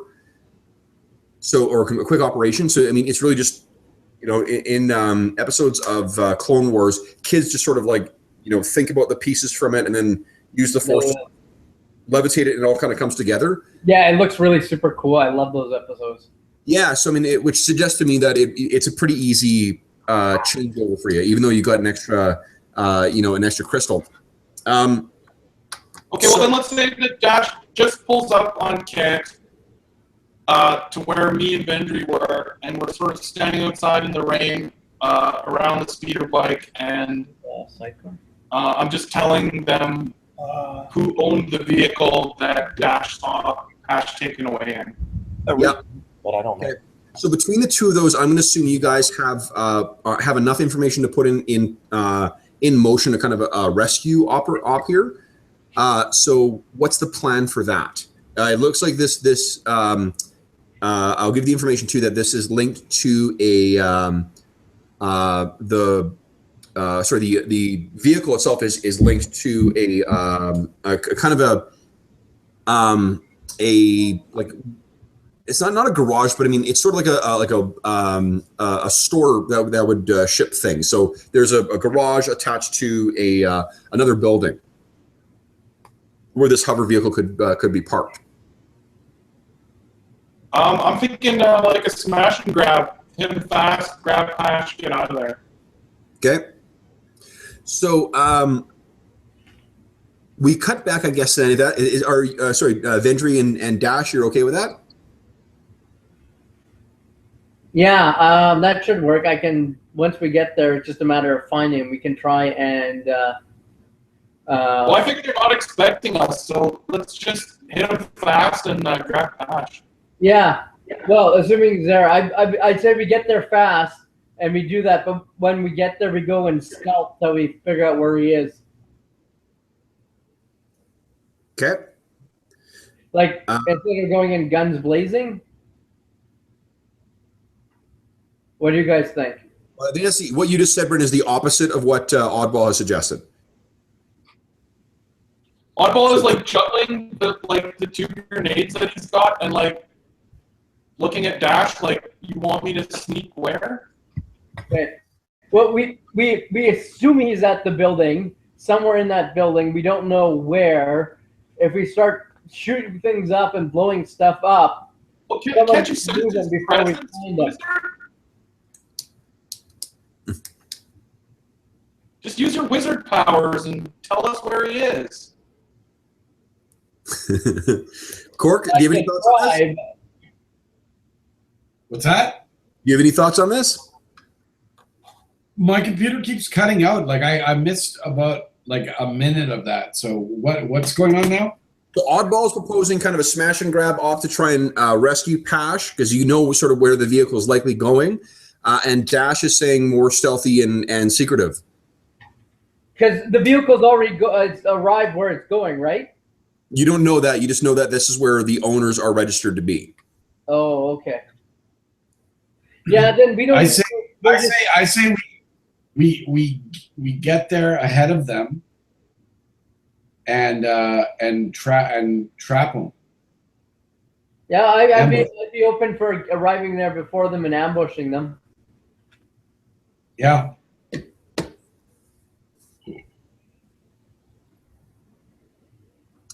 Okay, You oddball.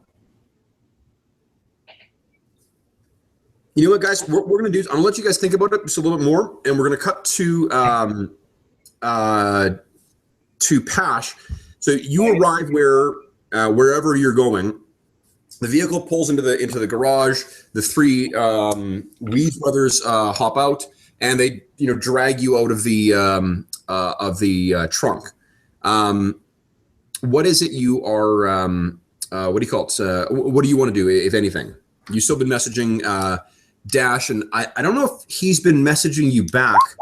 You can think of a way. Yeah, you're absolutely right. That's sort of why, Jeff. That's sort of why I cut the discussion short. I'm like, we're going to get lost in the weeds here, talking about a plan that talking the particulars of a plan to death. So, Okay. Pash, is there anything you want to do to try and get free or whatever, and also you should think of a way that Dash has been able to get back to you. Well, I think this entire time, Pash has been basically talking out loud to himself. Yeah. To try to kind of, and in doing that, he's been able to send a message through that code. But the other part of it is to kind of drown out any response that Dash would have sent as well. Okay. So I'm not sure if anything like Pash isn't sure if anything's come back at this point. Okay. So I mean, you tell me. Has he heard any response back from? Yeah, you could have. So Dash, have you indicated to him that you're on the way, sort of? Yeah, I'll use that like our childhood code to like. If it's sort of like a Morse code where it involves like tapping, which would have been sort of cool. It'd be very primitive. You'd probably think no one would know what it is. So we do something. I'll just send that back to him. Okay. So what we see then is so the Weeze brothers bring you in, Pash. They sit you down and they sort of start taunting you again. The typical kind of like he's coming. Like one of them disappears to another room and then comes back and he's sort of like tittering to himself. He's on the way.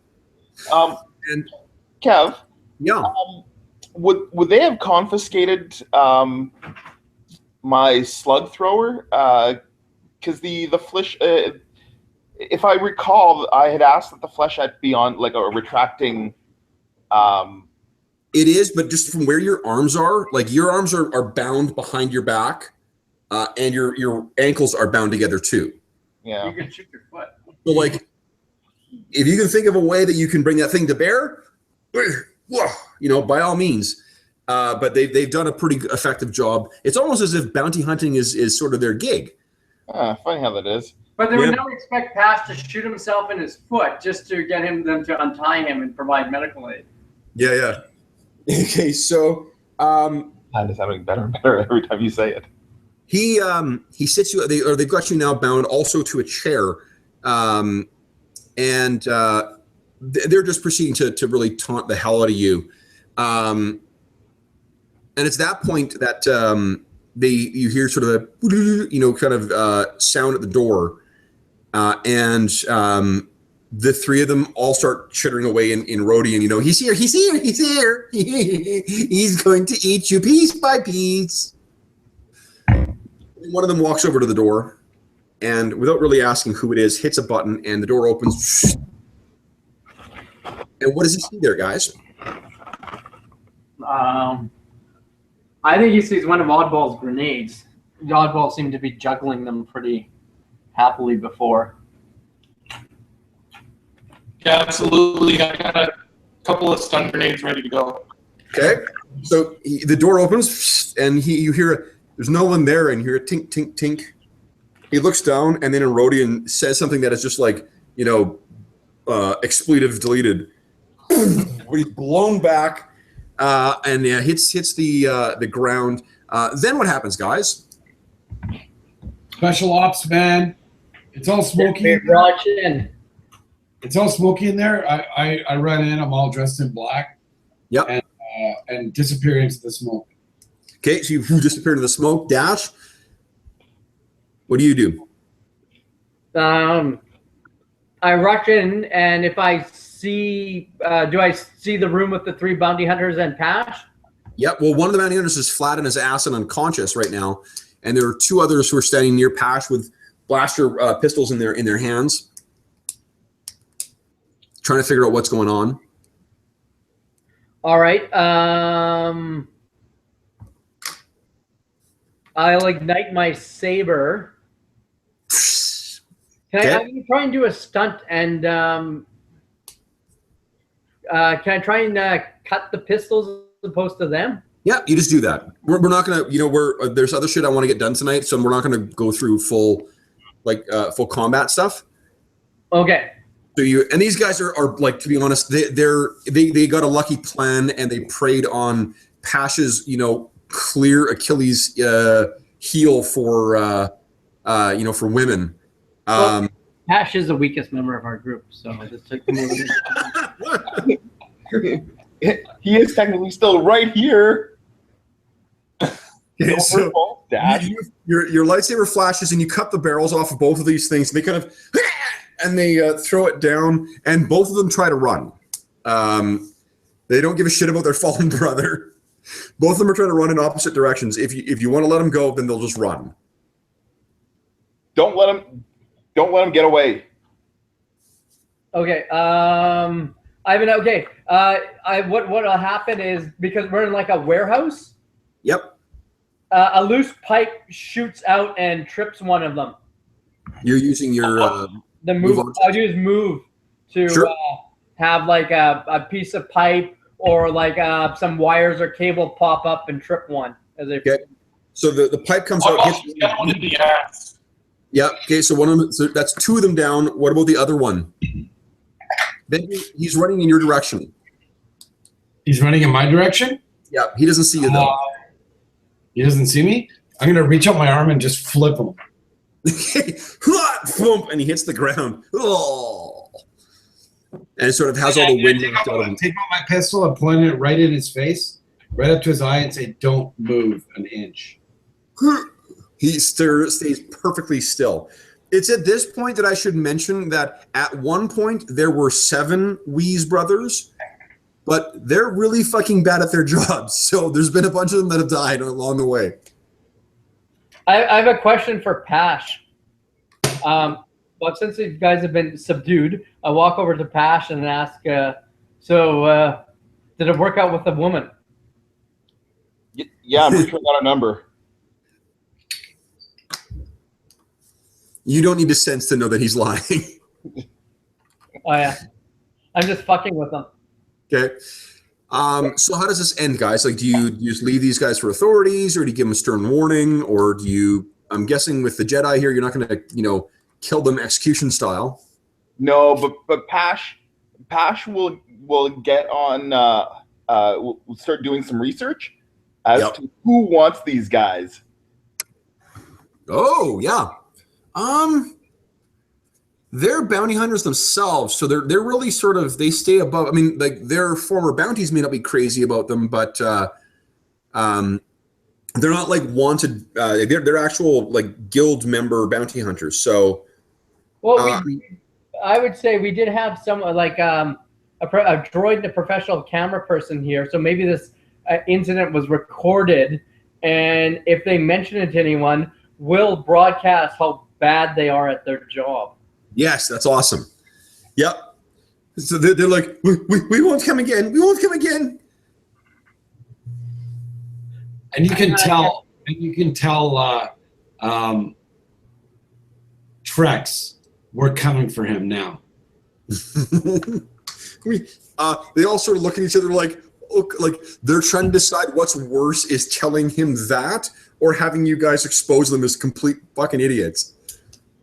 Well, they're gonna have to go back to him and tell him that they haven't gotten their bounty. So if you know the Trex brother or the Weeze brothers, you know that they're going to disappear to some other part of the galaxy and continue on with their fuck-uppery. So, okay, so that's pretty much it on this planet. Okay. I'll ask Vendry. I'll grab the net that Pash is in, and like, hey, Vendry, give me a help. Let's load him up on Kit. So you're not even going to release him? There's no time. I'll let him think that for a minute. Let him sweat for a second. Hey, Dash, I'm still in the box. Nice box. You look really good. It's a nice box. Maybe we should keep you in it. Dash, my foot's cramping. I promise to feed you and water you and even get you some good wood chips. I swear to God, when I get out of this box. So, on the way back to, we're now cut to the scene back on the Argent Shadow. You're on your way back to what do you call it? To the planet where the rebel base is. And as you're going along, Dash, you find himself. You're sort of, or not Dash, Pash. You're at the the controls as usual, sitting in the cockpit. You sort of it's late at night. It's someone else's shift, or not night, but late in the cycle. So everyone else is asleep, and you can hear you sort of staring off into the hypnotic streaming stars in hyperspace. You see this little signal light comes up. And it's an incoming signal on the whatever it is, not the hyperwave, but the comm.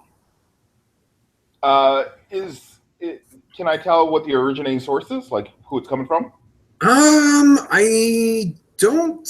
I mean, Star Wars is technologically advanced enough to have fucking caller ID, but I don't know if I've ever seen it in any, any movie or TV show like that. So. I don't know. What do you guys think? Does that seem like a Star Wars thing to you guys? What, Star 69? No, caller ID. I don't think so. No, of course not. No, yeah. So you're telling me It's more like science fiction from the 1940s. They would have never had that. So you're telling me there'd be no way to tell where any communication was coming in from? Well, not automatically. Unless it served a story purpose, no. All right, that's fine. Yeah, okay. Well, Pash will hit. We'll open the channel and answer with, "This is your captain speaking." So you're a captain again, then, are you? It takes you a moment, and then you recognize, holy shit, it's Victor Hella. Come on, Victor. When was I never not a captain? Well, I've been hearing some confused stories. Ever since that thing on Point Nadir, I've been hearing that your stories sound an awful lot like Captain Durand's stories. Yeah, I heard that for a bit too. Well, I'll leave that for you to deal with. I mean, you can never trust them stories anyway, can you? Listen, I don't want to keep you, boy, but remember that thing we talked about a couple months back? Yeah.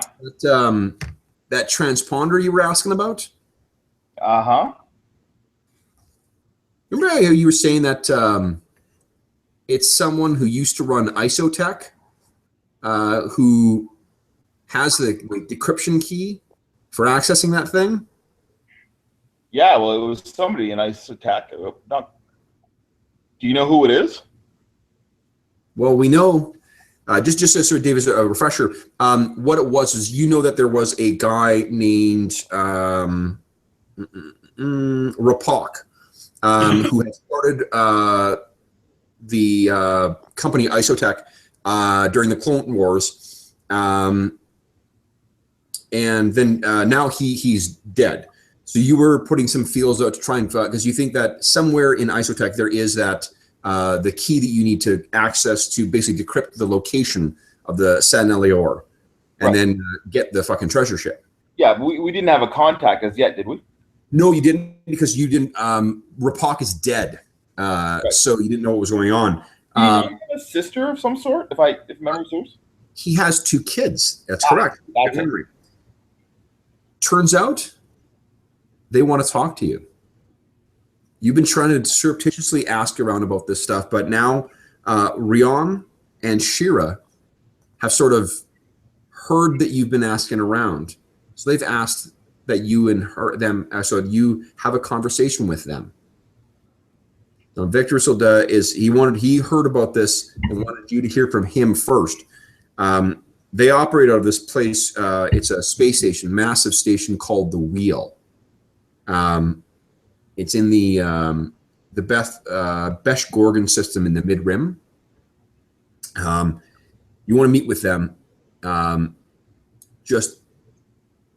I know what the stakes are, son, but you be careful. They've got a rep for not necessarily shooting straight. That's good to know. Thanks, Victor. You want the contact then? Yeah, I'll take the contact for sure. Okay, so he'll give you the contact information, and you can follow up with that at your leisure. I would like Dash would like to talk to the crew either before or after, whenever everyone's awake, just to tell them what I learned from Oz, particularly to tell Oscara that we have a way of tracking down. No, Oscar's not with you guys right now. He's off doing something. All right. So I'll tell the rest of them that. Okay. That we have an in of how to get his sister back. Sure. Not like a straightforward in, but we've got our first lead in a long time. Okay. So last thing, you guys arrived back on I can't remember the name of the planet, but the planet where you guys have the Rebel base has been. And we sort of see that, that typical, Star Wars scene where there's a guy in a guard tower and he sees your ship zoom over the trees and then land down amongst everything else. As you guys are disembarking, you're quite happy to be back, quote unquote home. And as you're going along, there is the ever-present busy form of Jindal Rob. He's that Ishi Tib kind of supply master or supply clerk who sort of has been managing the inventory and whatnot of the Rebel Alliance. He seems to be trying to flash you down, Pash. Now, you guys may remember that he last spoke to Vendry and was quite pleased because Vendry and Oddball and Oscara had borrowed a ship to basically do the Get Curter bounty, and then subsequently destroyed it and did not replace it. But you guys did replace it with those 2 Lambda shuttles, which you can see stand, quite well maintained and shiny next to you. One of which we know is destined for a pretty important mission. So as he's landing, Jindal sort of says, "Pash, can I have a word?" Yeah, sure. How do you like those lambdas? You have made the Alliance very happy. For those, it's 2 vessels that the Empire may think were destroyed anyway. So it's those are beauties. The Empire's got more faults than I can count. Building those things ain't one of those problems. But listen, I didn't want to. I know you just got back, but I wanted to show you guys thank you in a very special way.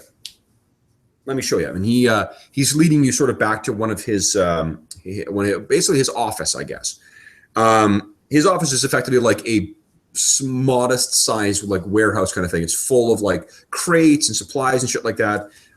It's secure. There's security cameras and stuff like that. But he goes up and he enters a code and leads you go inside. As you step inside, he says, just over here, and he leads you towards this big form that is covered by a big heavy tarpaulin. And he says, so I remember you mentioning that in that encounter with the Star Destroyer, you felt that your guns weren't quite good enough. We could use a bit more firepower. You're not there. Only dashes. Okay. Yeah, well, more fire is always better, right? Well, he sort of grabs the tarpaulin and flips it back. He says, how do you think those will work? And there is one set of quad laser cannons sitting. Nice. Holy shit. Upgrades. I love the quad cannons. Is this really for me? It's for you. Well, You can even install it on the Jedi Order's ship. I don't know what to say. I'm touched. Thanks, Jindal. You started Hey. crying. Don't thank me. You all did so much for the Alliance, and you brought so much back for us. This is the least we can do. Besides, what can you do for us dead? Yeah, that's a good point. Hey, you mind if I call the boys over and show them the new gun? Yeah, go get him and bring him back. I figured you want to do a little look-see. Yeah. So I'll run back and I'll grab the guys. Like I'm literally like pulling at their sleeves. As you're running back, you go running back to get the guys, and you bump into one guy who kind of he smells fucking horrible, but it's one of the he looks like he's dressed one of the Rangers, who sort of been keep the perimeter safe in here, but you sort of ignore him and you run back to the to get the guys. You guys are still in the course of sort of like unloading shit from the Arching Shadow and getting ready to go to your quarters. Pash, you come running in, and what do you say? Guys, you got to take a look at this. Okay. And guys, do you have to take a look at that? Yeah. I'll follow him. I know it's something big when Pash gets that excited. Okay. So, what do you guys are come running back, and Pash, do you give them any, do you spoil the surprise for them, or are you waiting to like spring it on them the way it was on you? Yeah, no, but yeah, exactly that. Okay, so you're like, you're gonna love it. You're gonna, oh my god. Well, what is it? I can't tell you.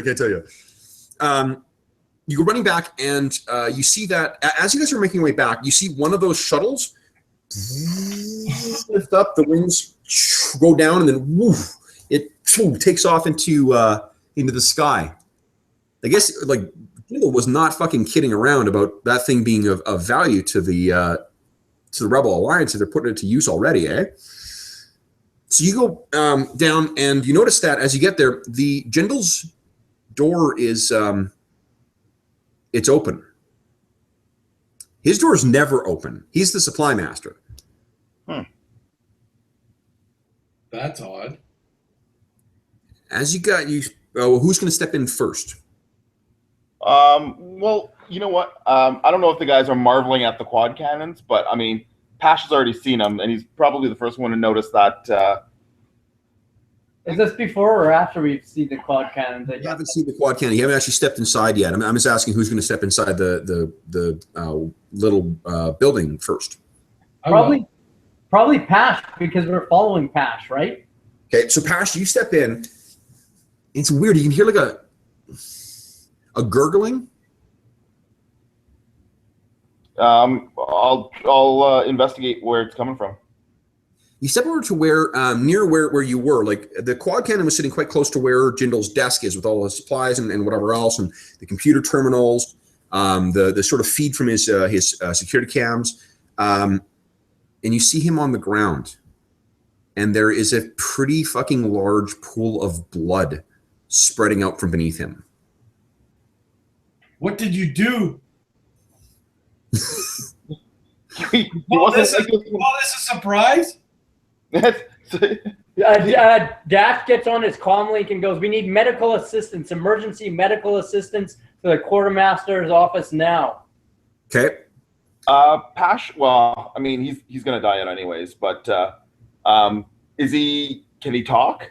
Actually, Oddball's got medical skill, right? Yep. Jeff?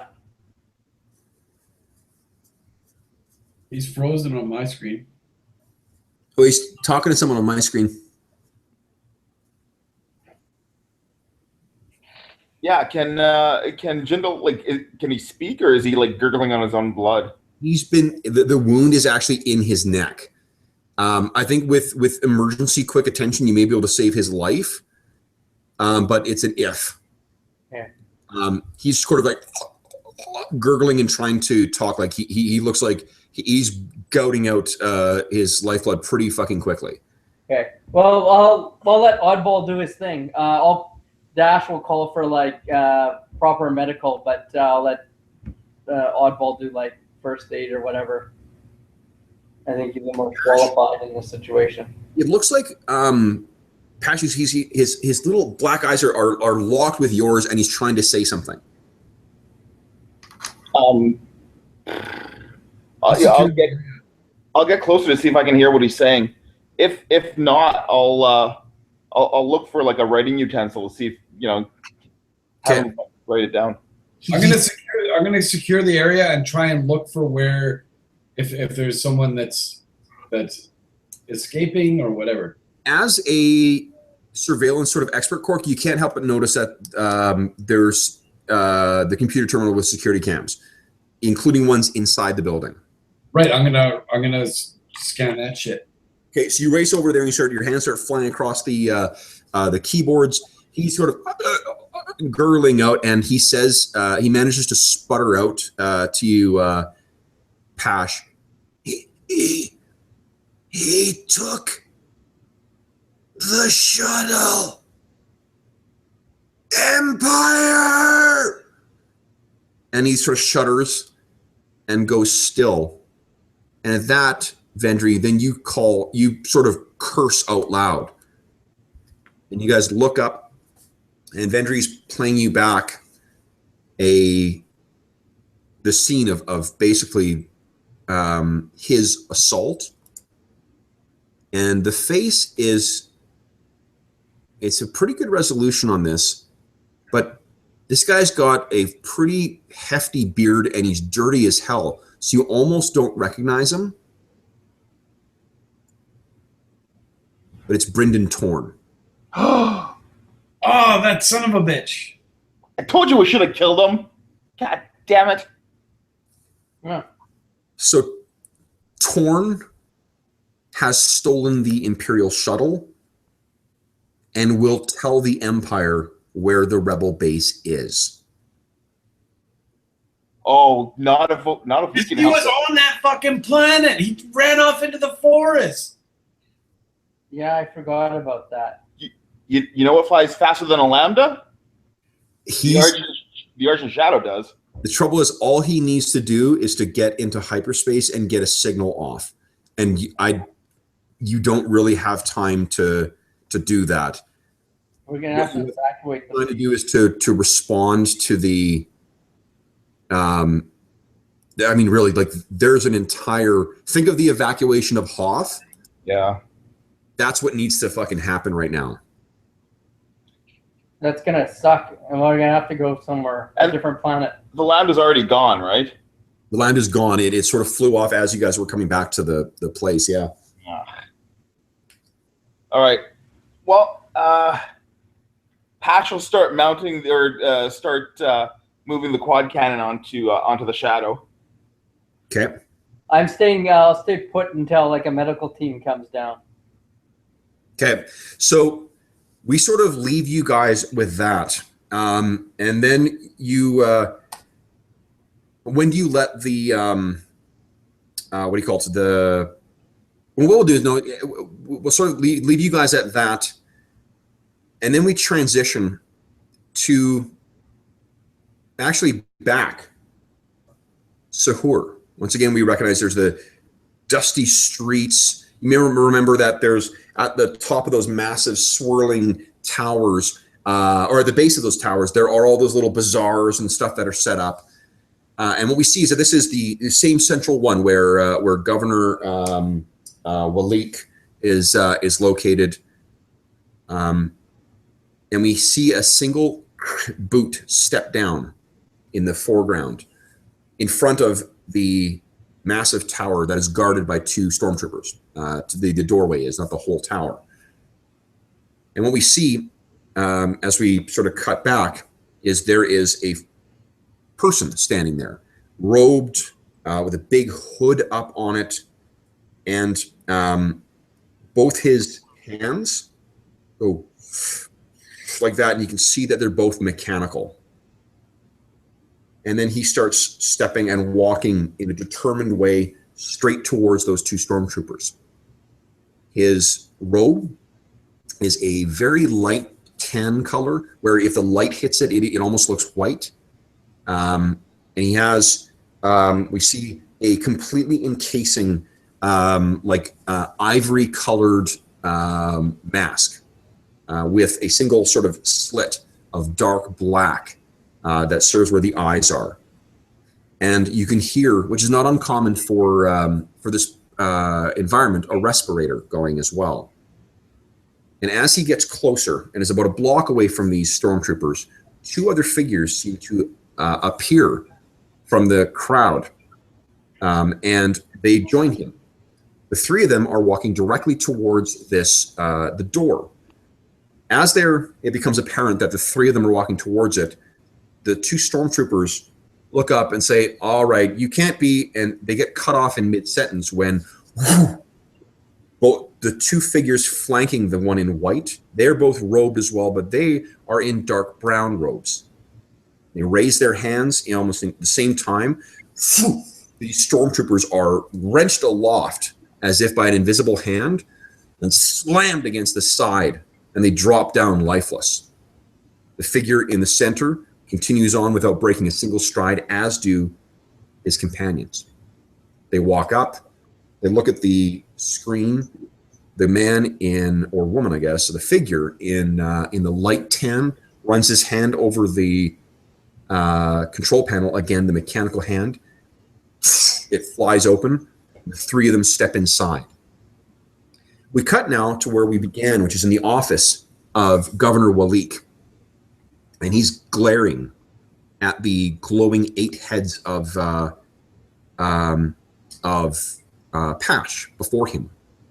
And Suddenly, he hears sounds, or we all hear sounds of blaster fire from somewhere else in the building.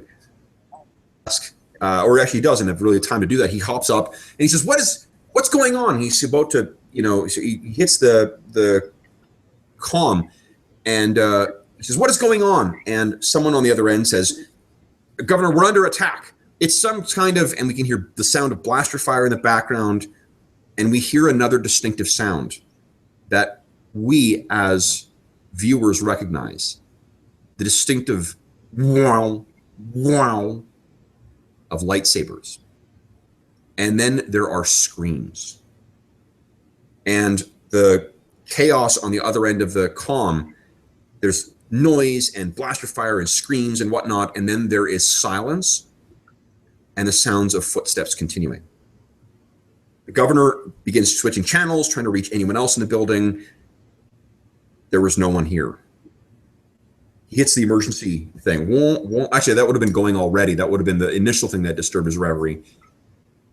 But he's standing himself in this darkened office. And then suddenly, as he steps towards the door as if to try to open it himself, the door opens and he sees those three figures standing there.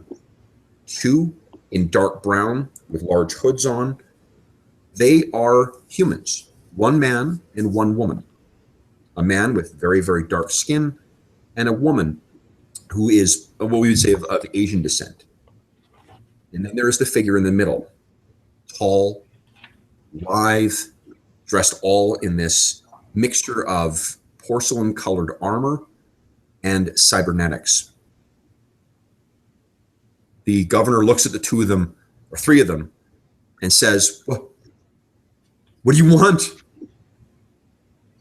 And the figure in the center says nothing, but raises up a small little baton, which he touches, and then it flares to life, a brilliant violet lightsaber. We then cut to the three figures walking away with the same determination from that building. And we cut back to the inside of the governor's office, and what we see is the dead form of the governor on the ground, a hole burned through his gray uniform.